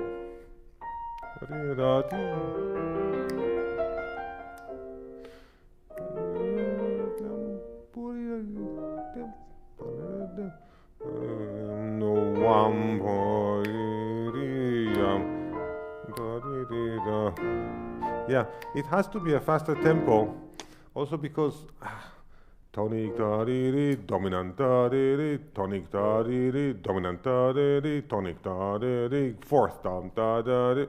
I mean, it's nothing interesting in terms of harmonic or something. So I think in general,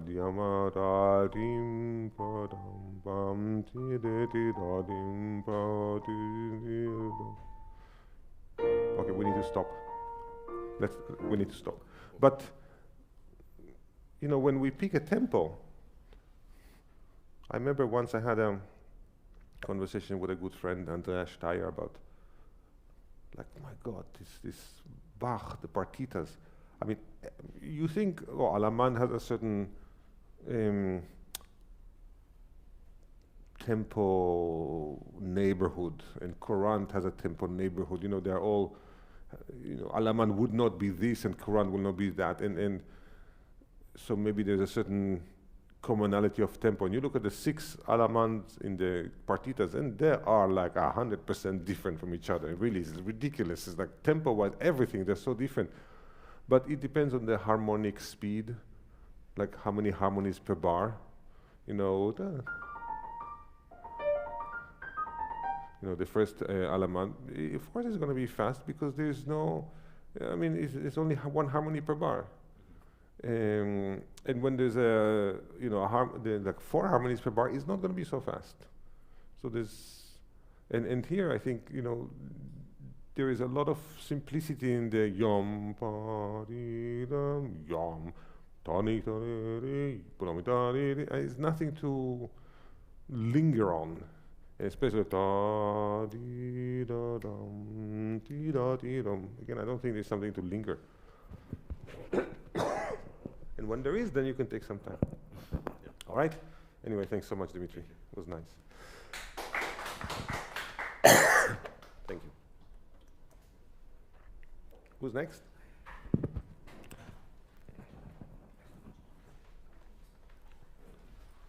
Hi. Sean? Just give me 2 minutes. Do you want to go 1-1 or just play the first 2 and then we start to work, or what? Yeah, that would work if we do one at a time. That's easier. Okay. Whatever is fine with you. Okay.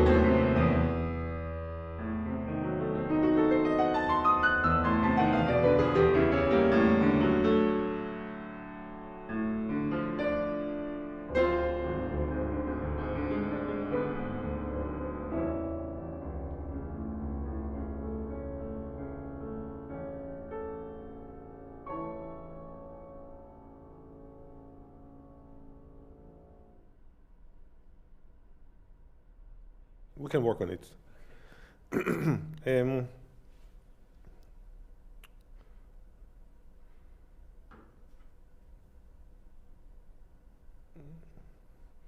That's one of the most unusual, if you may say, accompaniment. You know, the da dee da dum, dee dee da dum. It's obviously the melody. So the so-called accompaniment material, I mean, goes from low C to how many octaves? 1? Yeah, 4. When was the last time you played an accompaniment that spans 4 octaves in 2 bars? It's wow. And in some ways it should sound wow. You know, there's a certain element of maybe that's the molto appassionato. Ya da di da di di da da da da da da dim. Ya da da da di di da da da da da da dim. You know, it sounded a little bit, I mean, it sounded kind of too normal or too easygoing in a way. Instead of, you know, firstly to have a slur that goes from this C to that C. There's a lot of extraordinary aspects of this opening. Also to have kind of allegro non assai, ma molto appassionato in the alla breve, and start with the forte with a hairpin, and then the pedaling. I mean, like, whoa. I mean, the guy is spilling so much information here on like the first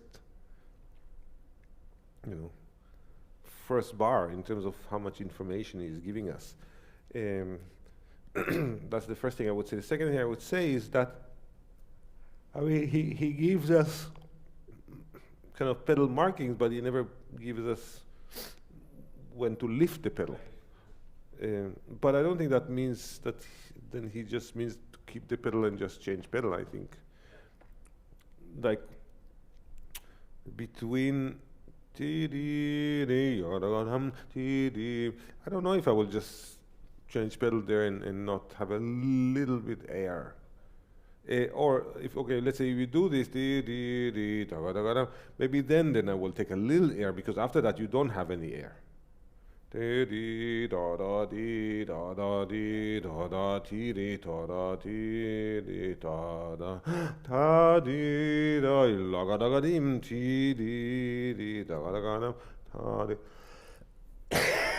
me. It's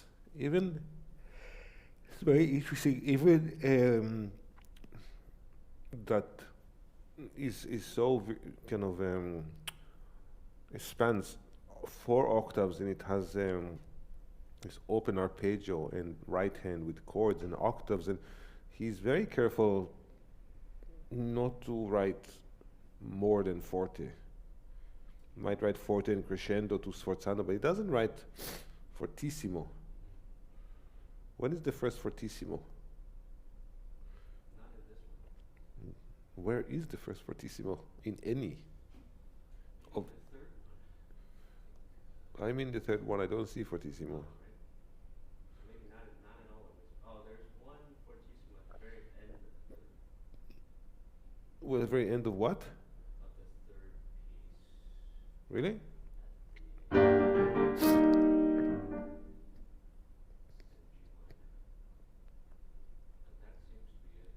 Yeah. Okay, interesting. But in other words, the forte is the max. Yeah. Anyway.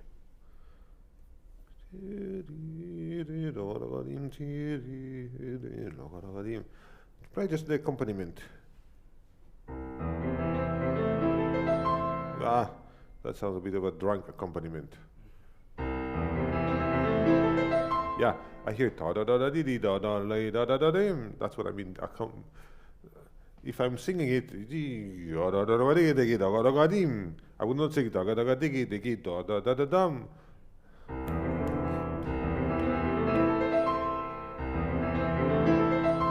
Yeah. Is it convenient? Is it comfortable Comfortable? to play? Not really. Yeah, it sounds comfortable. That's what I mean. I mean, like, forget.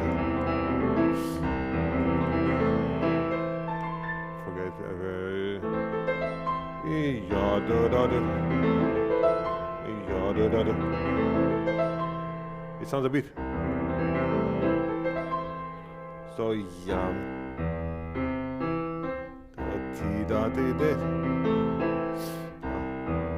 Why not?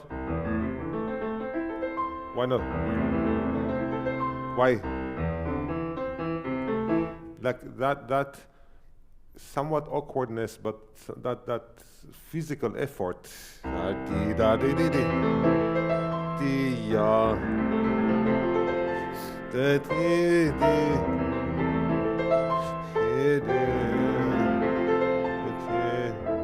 So I'm missing the physical effort of the ya da da da da.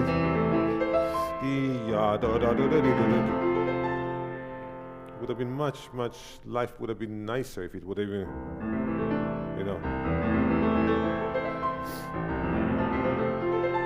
I think, I mean, my teacher, I remember my first lesson with him was on the Les Adieux, and he asked me to play like that for a week. And then I played like that for a week. That's exactly what I wanted to do. And then I was like, oh.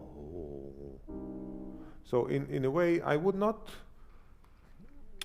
disagree for, I don't know, when you practice, just try a few times. You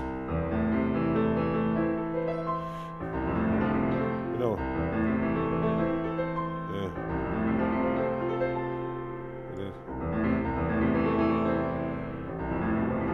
And then so you understand the physical effort of this. So rewriting to what would have been, that's what I would do. I would just do this. That sounds fine to me. And then when you suddenly, and it might be that when Brahms wrote it at the beginning, you might find it in one of the sketches if he didn't burn them everything like he always did. But you understand my point. Trying to find the uniqueness of what is there.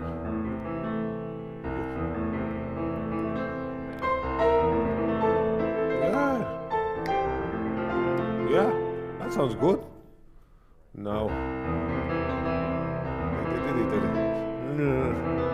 no. So you have. So there needs to be a little physical.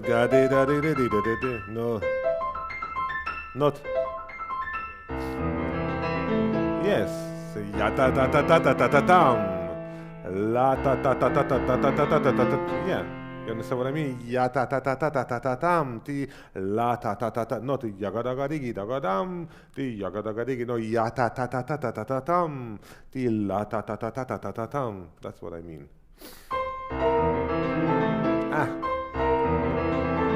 No. I heard ta ta ta ta ta ta ta ta tam. Ya ta ta ta ta ta ta ta ta. Yes.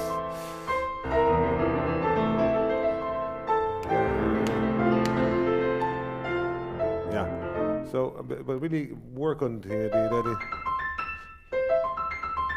taga daga digi daga di ta la ta ta ta. Yeah, now with the right hand going ta da da da dim. Yeah. Ta di ta ta li. Ta ye. It's not. That's easier. That's harder. You play. I play. Yeah, exactly. Yeah, but now do it. But think about the time. But don't take the time.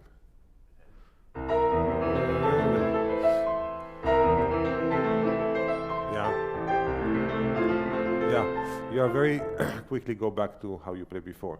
So you need to try to play when you practice slower. Ya da da da di di da da da da da da dim ti ya da da da di di da.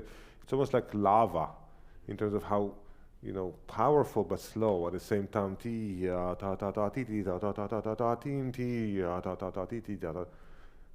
So when you play ya da da da di da da da da dim, that sounds almost like that. Okay, now use the right hand. Yeah, you play ta di instead of ta li da dim. Yeah, you speak German? No. When there is a certain consonant, the schla, ti schlaf and schla. So the consonant is longer. Ti not ti ta da dam ti ta ti shla di da ti ya. So it's kind of not right there. No, that's a ti ta ti ya di lam ti ya. Yeah, you understand what I mean? So. That's why when you play with singers, pianists, our sound when we press the key, the sound is right away. It's very immediate. Yes. And when you play with singers or when you play with woodwinds, the sound is never immediate. So, if you think with a kind of a long consonant, so I don't want to say delay, but in a way it don't come so immediate. Try. Ti-da. Yeah, I always tell to my students, the louder, the rounder. So ta-yam, ti-dam, pa-lau. Not ti-la-li. Nice. Ti-dam, ti-ya. Very nice. Ti-yam, ti-da-dim. Ti-da-li. Now that's the most.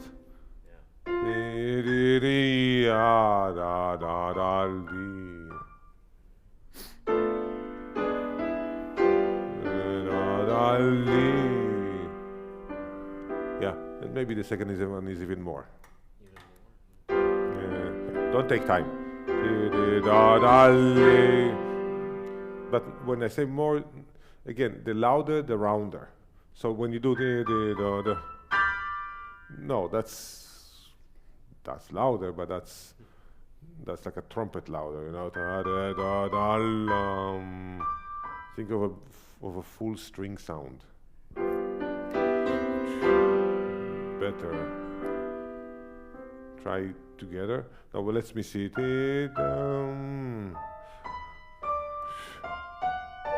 Yeah, every time. I mean, play one time with two hands, and then play one time with two hands.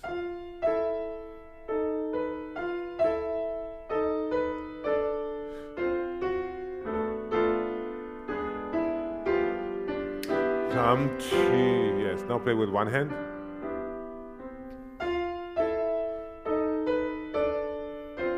Yeah, I hear a little bit.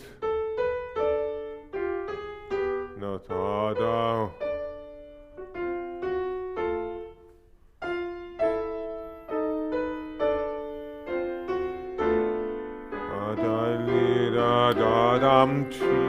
Very nice. Now try the whole thing. Good luck.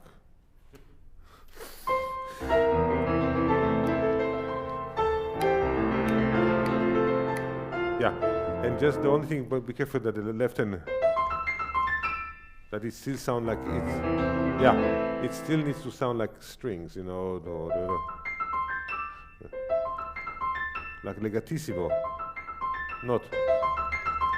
You play da da da da da, that's better.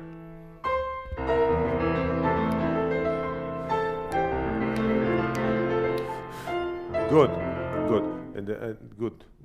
Sound-wise is good. Now take slightly. Nice. Again.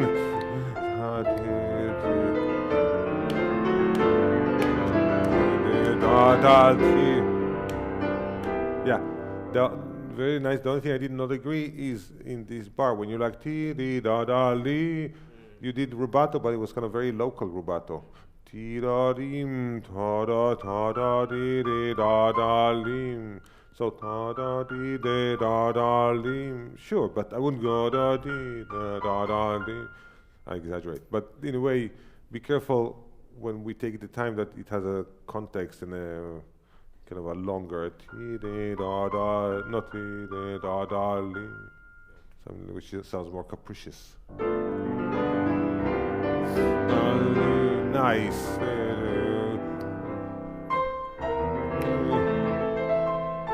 String. Yeah. Again, you need to work on it slow. Again, I hear. In other words, more arm and wrist. Sorry. Not. It's the. Be careful, less. Not. Better.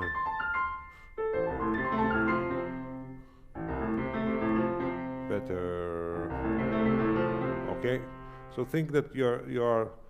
I mean, again, I'm trying to think if I were to orchestrate it, which instruments would I let this play this? I mean, my God, strings will hate me. Winds cannot. I mean, I guess it needs to go between the instrument, but it is very unfriendly. Right, I just heard The second one, orchestrated. Yeah, it was a very beautiful, I must say. Kansas City, I think he's a friend of Michael Stern, orchestrated the second one.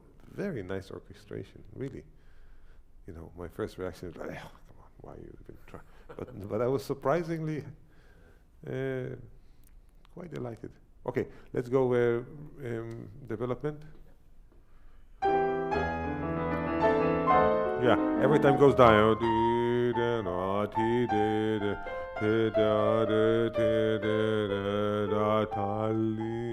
First time you go up, so you cannot take the same.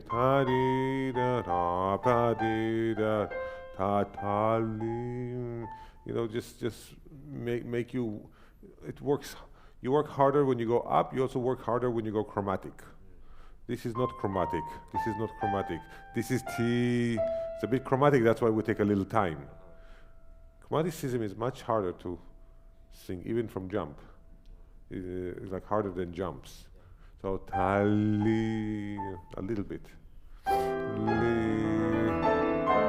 Yeah, but I hear ta di da la, ali da di dum pi, ta di ti, no ta da la di, di da di da di dum. The A is not an upbeat. I hear ta di, and the A sounds louder than the G sharp. I don't agree. La lam pi. Exactly. Exactly. Yeah, but if you took a little time, you took time, then don't take time after. Okay. You cannot take time before you play the downbeat and then after you play the downbeat.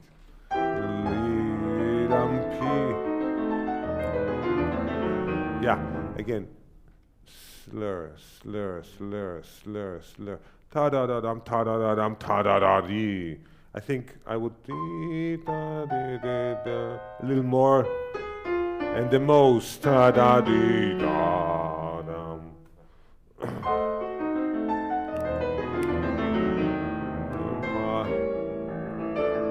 Yeah, exactly. Remind me your name. Remind me your name. Sean.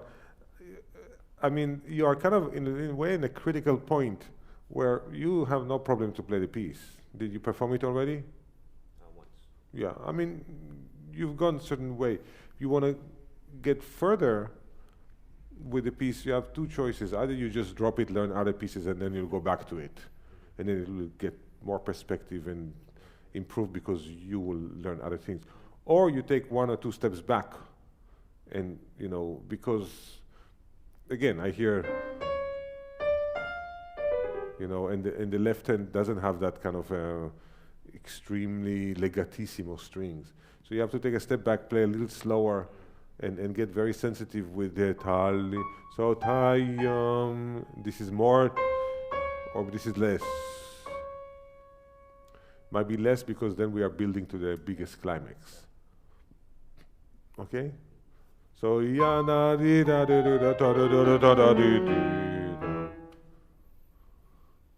And again, you can take off the pedal here, so we can get a little bit of an air. It sounds too rubato, and no accent, no ta da da da ta da da da ta da da da ta da da da ta da da dim. Yes. Yeah, the last one most.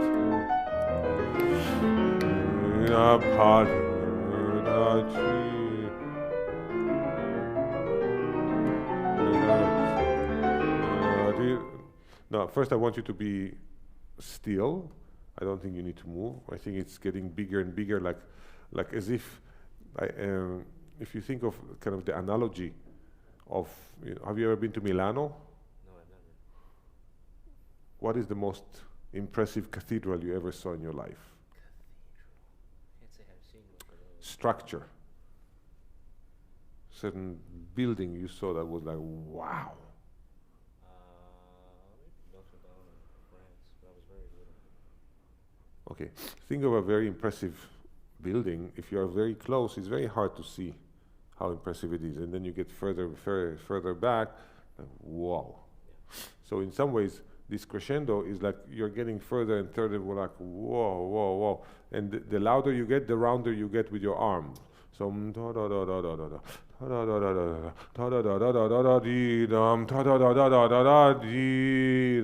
so you not only get loud, you get grand.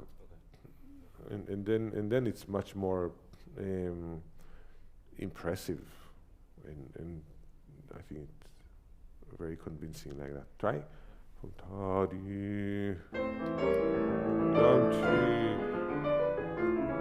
Yeah, you see, it sounds a little capricious. Yes. Yeah. You want to go forward, but you cannot. The force of resistance. Not.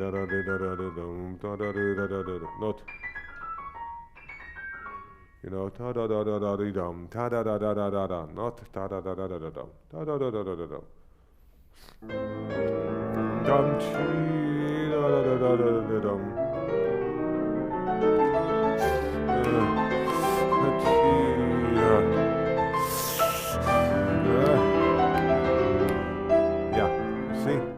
now you really have here. It really rests between after the last one.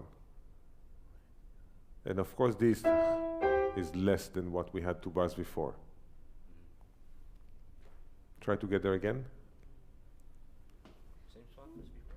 Oh, fine.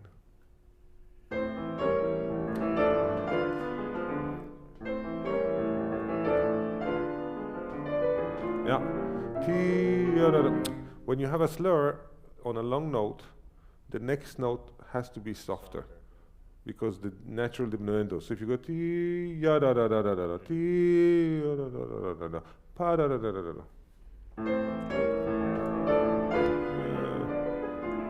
Pa da da da da da. Rounder. Da ti.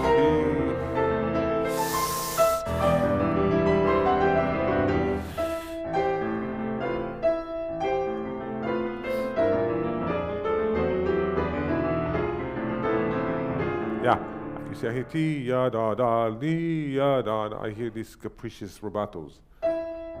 Yeah, the time taking that pedal off was a little too abrupt. Da di da di da di da di da di da di da di da dum da di not ti da di da da da di.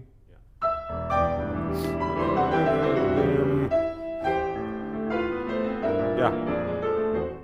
Show me how you play Toddy. Yes. Yeah. Your F is way too loud. No. I want to hear it. Otherwise it sounds. That's why it sounds. Yes. Yes. Yes.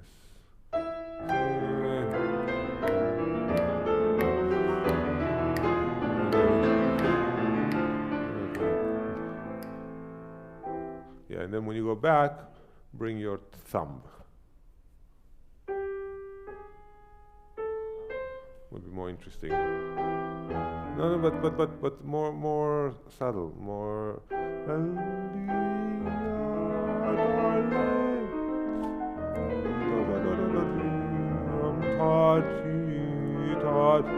Yeah, the gestures of your arm.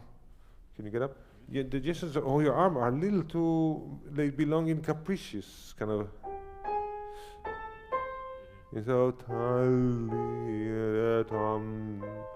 like you want, but you cannot.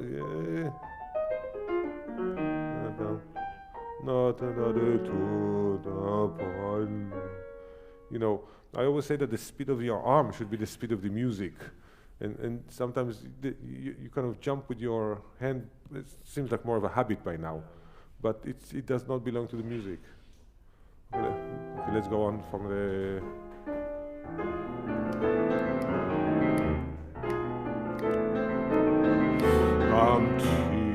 And pardon.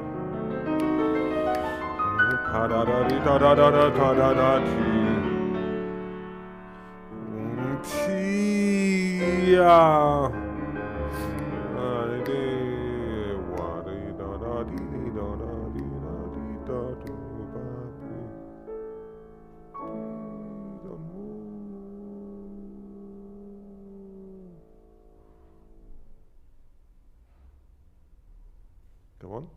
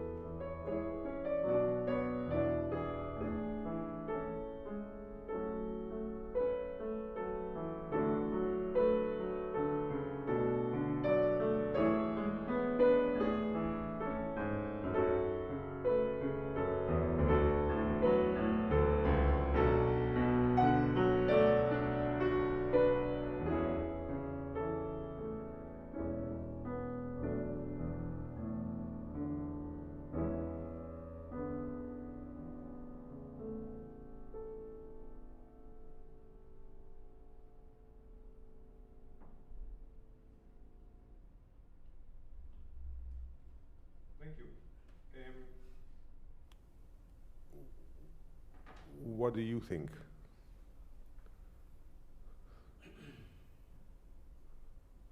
Were you happy? Were you not happy? Let's see. I think phrasing-wise, a lot of times my phrases tend to be maybe not long enough in terms of overall structure. You know, when I have an analogy which is kind of a bit oversimplified, so forgive me, but you start a piece, I give you a deck of cards. You want to play something more important in the music, you can use, you do in music what's crescendo, diminuendo, right? That makes something more important. That's like you use the card 7, 8, 9. You want to make something more meaningful with more effect. You can do subito forte, subito piano. That's like you use maybe 11, or you know, Prince, King, Queen, right? You want to do something really really meaningful, the most meaningful, then you use an ace. And for me, in music, ace is taking time. Like, I think taking time in music is about time, is about, you know, is a miracle that happens in time and it's horizontal. Taking time is breaking the line, is breaking the flow, it breaks the horizontality of it. So really needs to be very carefully decided. And sometimes when you take time, you have to give it back, you know.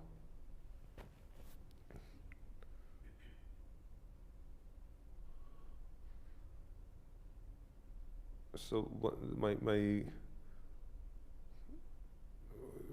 the thing that I find to be maybe the most difficult thing is how to create this incredible sense of line. It's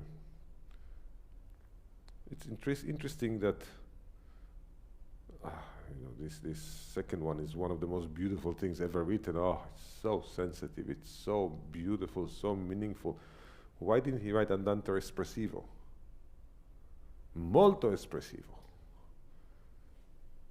Why teneramente? Of all of the things, this is what you choose to write, teneramente? Ma molto espressivo, ma, you know, andante cantabile. Well, there's no one cantabile here. That this means that he doesn't want to sing? Of course he's going to sing. But it's almost like he's almost telling us, whoa, whoa, whoa, whoa, whoa, whoa, whoa, be careful.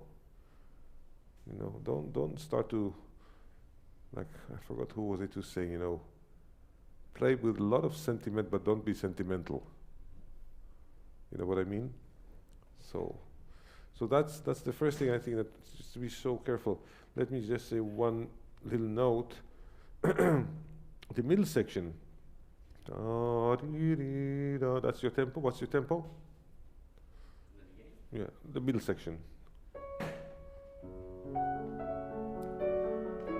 Okay. Okay. Now play the middle of the middle section.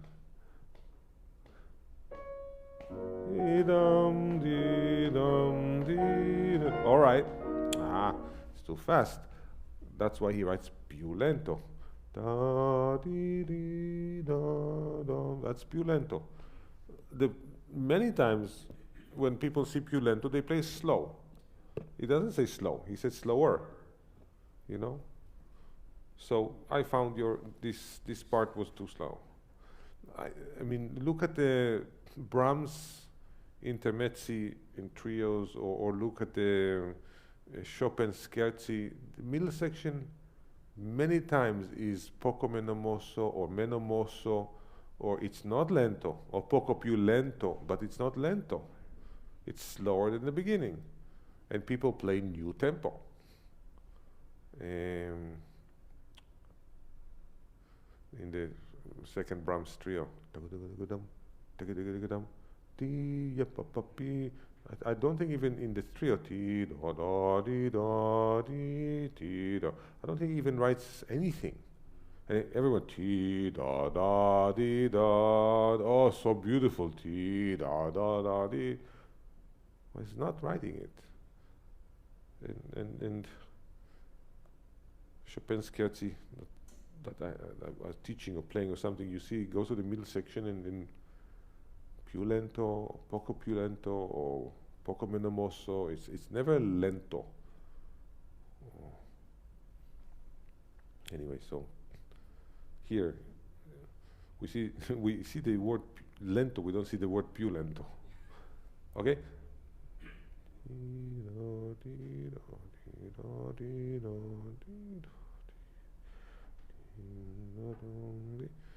There is this incredible sense of longing. I mean, this is Brahms writing his autobiography in notes, you know. So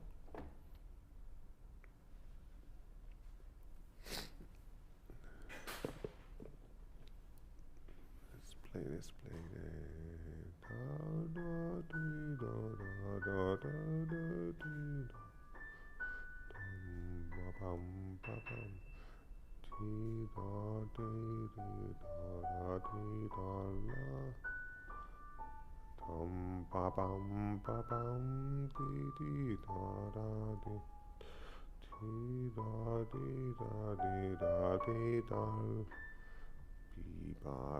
But when was the last time you saw teneramente in your music with any other composer? Well, it's a very, yeah, I think there's a Prokofiev actually plays someplace. Yeah, that reminds me of teneramente. I mean, it's a very tenderly.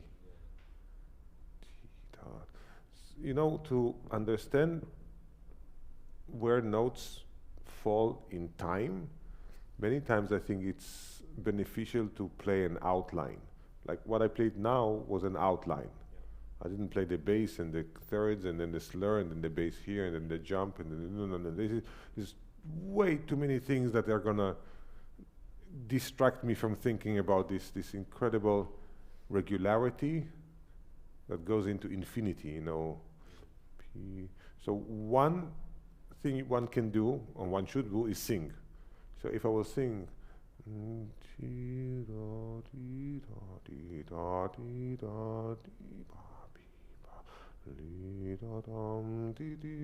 that helps really just to get into this incredible inevitability, you know.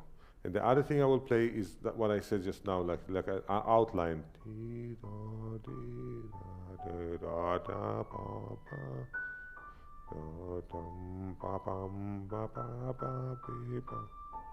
And I also will fill in, you know, so everything is kind of in eighth notes. And then I will try to develop a kind of the skeleton that is extremely strong, that I don't start to be too free. Let's try one time, just even a skeleton of something.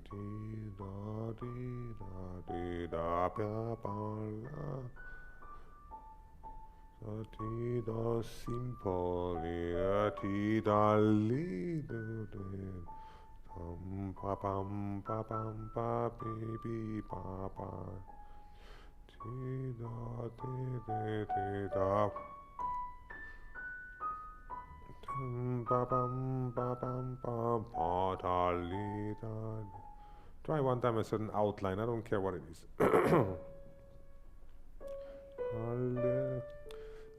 You play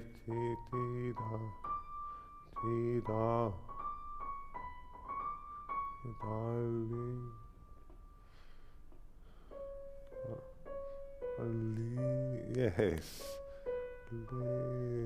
That's too much.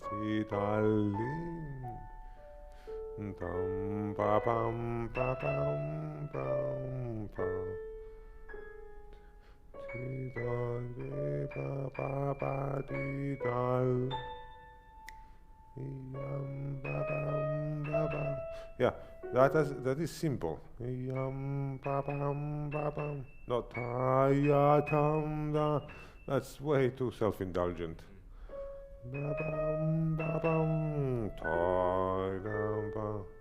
Now add a few more notes. No, wait.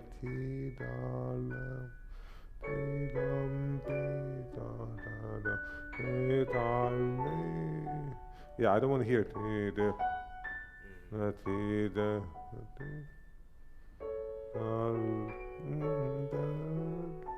Nice. Yeah, but if you do this, then I don't want to hear it. Because again, you took the time here.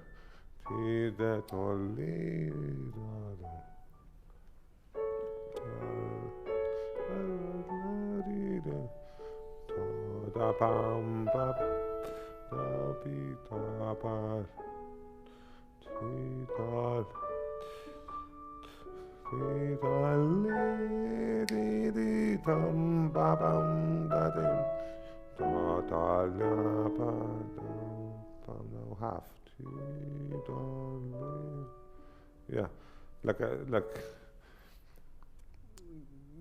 you know, the amount of nostalgia in this nostalgia is so incredible, very strong. Let's try now everything.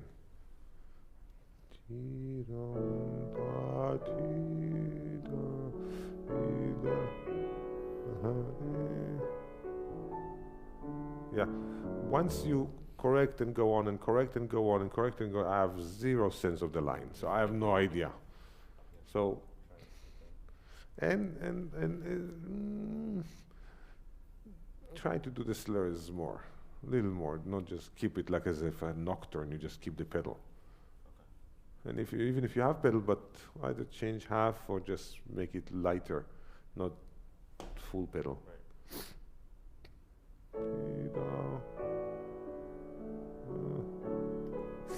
Yeah, this is what I don't like. When I hear, it's too much, sorry.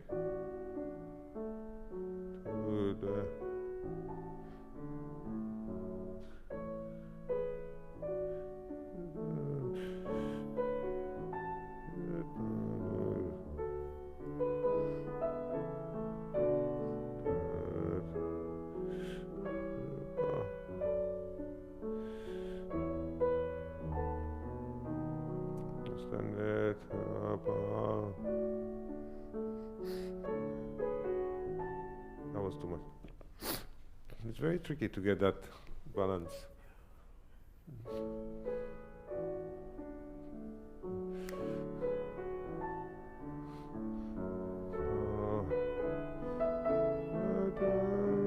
That's nicer.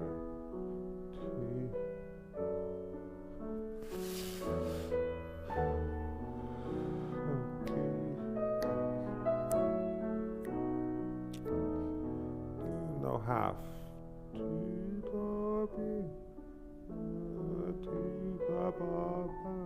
That's very beautiful.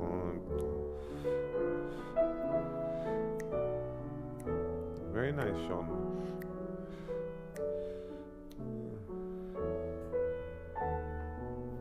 Yeah, I don't know if dolce means less. I don't think dolce means less. So when you have the second one, I think actually I would do a little more. Especially also you have,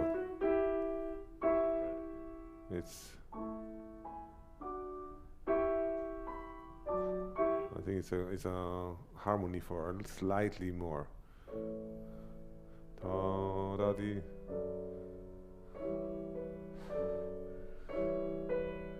Nice.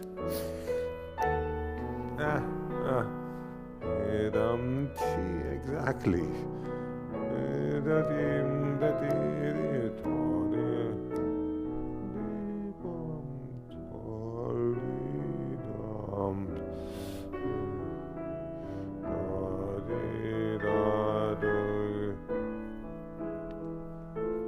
Yeah, when you get up, my teacher would say, rather than feel when you feel the music like it,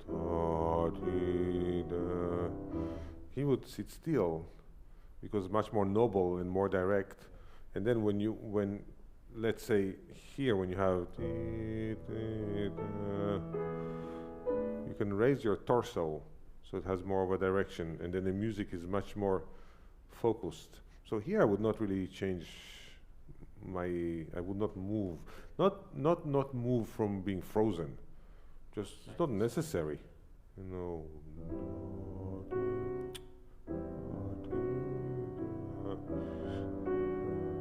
Now I will go forward.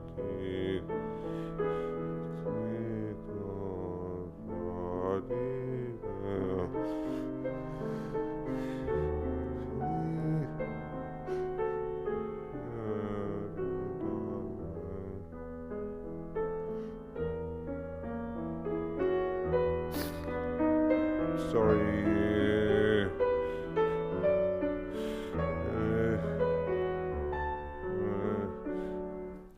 I played it long time ago.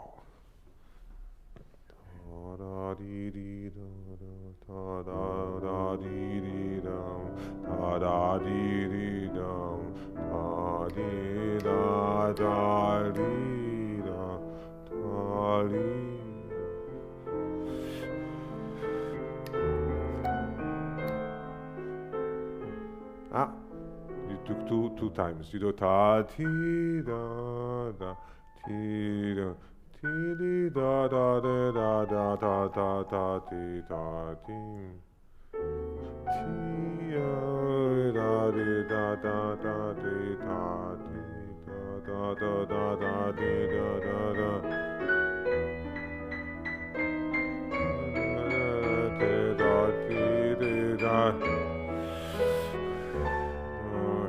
Ah, you took before, great. Don't take after. You understand what I mean?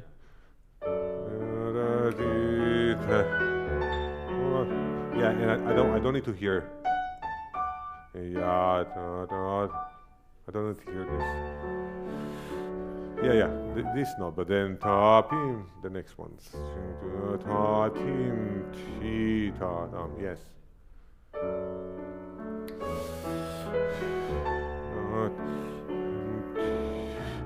Full. It sounds like that.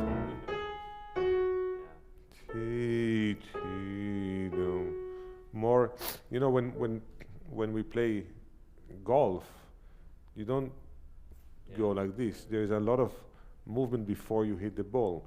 So before you hit,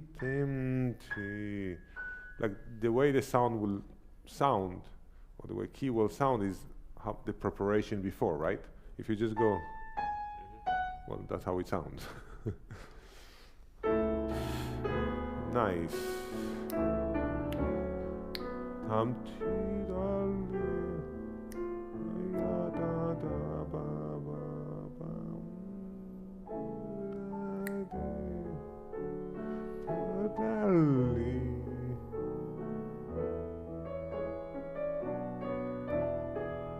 Yeah, it's a little bit.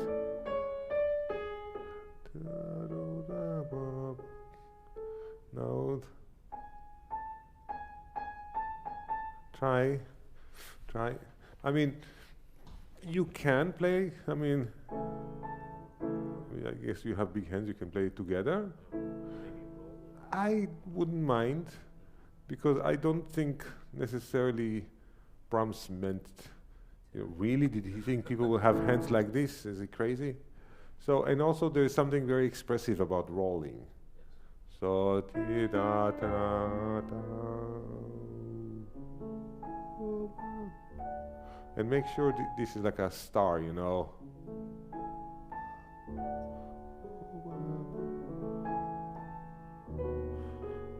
Now simple. And now take it from here.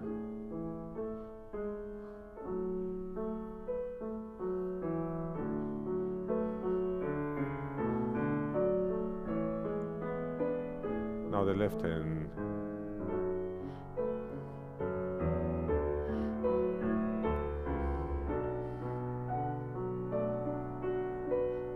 This, we already know it, we heard it, and it's on the top voice, we're going to hear it anyway.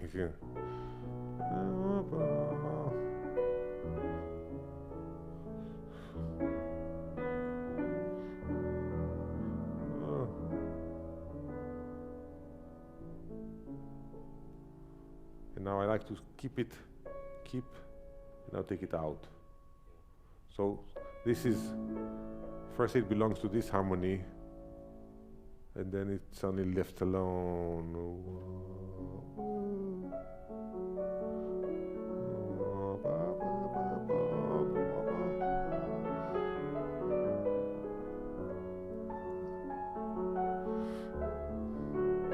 Sorry. And I think this is obviously now.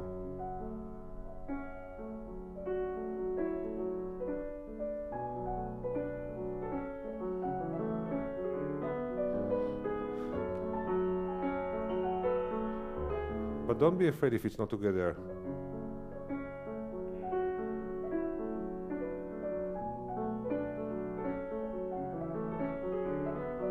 It's not that you try to be together or not, it's just that it has a certain ownership.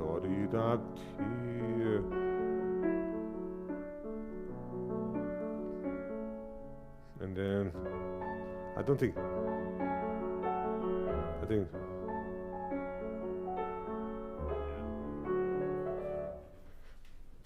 but because it's so piercing the sound, we don't even think about the time, because it's just like a dagger. Try.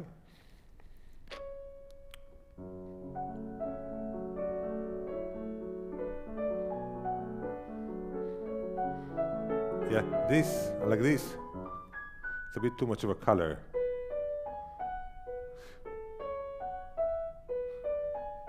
It's not too much. Yes.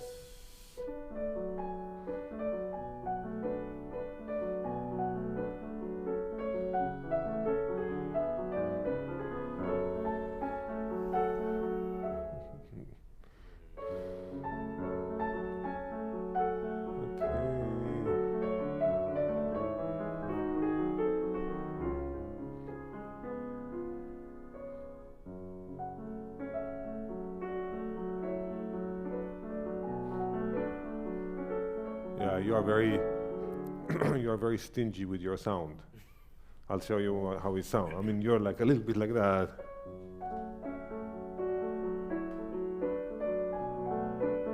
I'm like.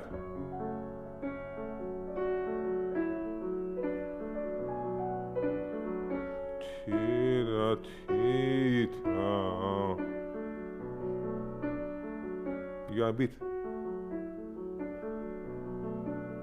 It's too small. Yes.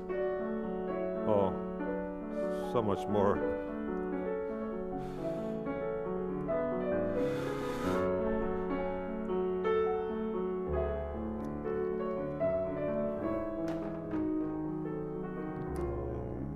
Now a chorale.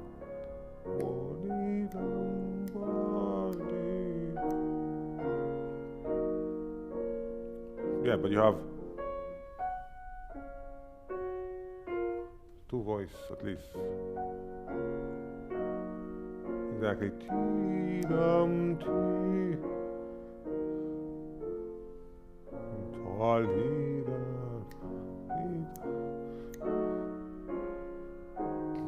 Yeah, and the second one has the A natural, so you need to bring it out. Exactly.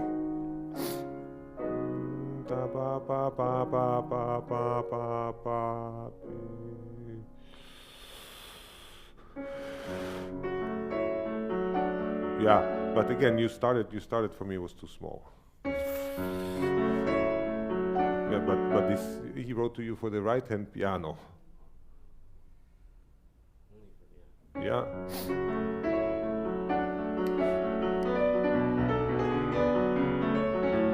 Yeah, and the lower bass note, you know, when you have first of all, it's under the slur, meaning it's not the beginning of a slur, so you cannot play so loud. And secondly, it's on the weakest part of the bar. It's beautiful, but it is not. It's definitely the resonance of a bass note, but it's not a downbeat. Yes, T, yes, yeah, exactly.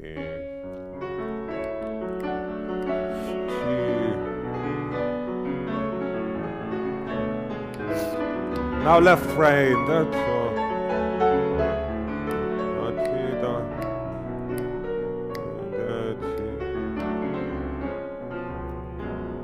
so I wouldn't get tida. You in the middle. Da di da da di da di da da da da da di. Don't. You did a rubato. Ti da do da da da da di. No. Da da di da da di. Da da di da da di. Da da da da da da da da da da da da da. So we do rubato, but it's over 4 bars, not over second and third beat. Okay, we need to stop. Yeah, 120. Questions? No, thank you very much. Sure. Lots of stuff to think about. But I think we got a little bit of the nostalgic quality, a little more. Very difficult, I think, to get that incredible magic. And then it's one of the most beautiful thing ever. All right. Thank you very much. Thank you. Sure. Thank you. There were some questions?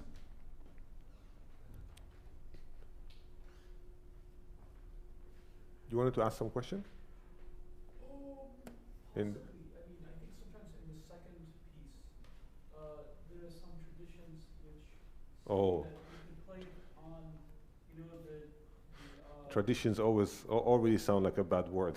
well, I mean, the arpeggio at the beginning bar, it could be on with the bass note. Dee, da, da, da, da, ba, da. But Ah, the race- okay, but look how it sounded. Tadam, padam. Really? Is it padam? Well, I mean, it could be played very lightly, like dee, da, da, but with the bass note going with. I mean, it's a little bit like, you know, like when you look at the Baroque ornamentation. Well, is it on the beat or before the beat? All this is, you know, the whole idea of ornamentation is to make something sounds free. So if it's on the beat or before the beat, it sounds to me very rigid. I mean, in terms of traditions, I try to not listen to tradition. I mean, maybe interesting, but I don't think that's like tradition to play it like this. I cannot imagine going to Radulupu, one of my favorite pianists, saying, "Oh, but the tradition is to play it like." I mean, in terms of like something to see how it works. I don't think that Brahms especially was, you know, doing things that way. In fact, he often came, you know, many times he would play a lot of these things in the more, you know, contemporary way, which is like before, like, you know, the 2-note, you know, trills, you know, didum, and so he was often, you know, going with the future. But I think, you know, I just mentioned because one teacher, you know, recommended that particularly it could have a particular effect. I mean, I would sing first of all, and see what create, you know, a sense of line and a sense of nostalgic, and you know, there will be so many people who will play on the beat and it sounds great, and other people will play on the beat and it sounds bad. So. There was a different question. So when you were looking at the middle section, the B section, right, in F sharp minor, you said that, I mean, sometimes it's, you know, you were pointing out that obviously the left hand other line is so sharp that sometimes you do not hear it if it's kind of going, if it's synchronized with the right hand. And so, and I think, so you were saying that it can be very expressive when it's a little bit off sometimes. Yeah. Yeah, right. I mean, I like it like that. Just this. I mean, if I would sing it, I would sound like I'm a tenor there. Ti-dum, ti-da. I wouldn't go ti-dum, ta-di-da. Oh, but I was in time now. But it sounds not as meaningful. Now, oh, okay, so wait, ta-dum, ti-dum. That sounds artificial. So that's why I say, trying to sing and find that right timing. I mean, music is, Fleischer had a wonderful quote, music is the art of time distortion. So finding in what way, we always need to have an underneath inner pulse. So even if we have the rubato, has to be an underneath ongoing pulse. And then how we organize the notes over that, takes a lot of experience, and then being on the stage with the piece and recording and listening to yourself. And I often listen to other pianists, see how they confront my questions. So, and it might be on the beat or before the beat, or so it's tricky. Oh, it's a pleasure. Did you want to ask about Beethoven before, or was it someone else? Someone asked about the 109. Okay. Anyway, thank you.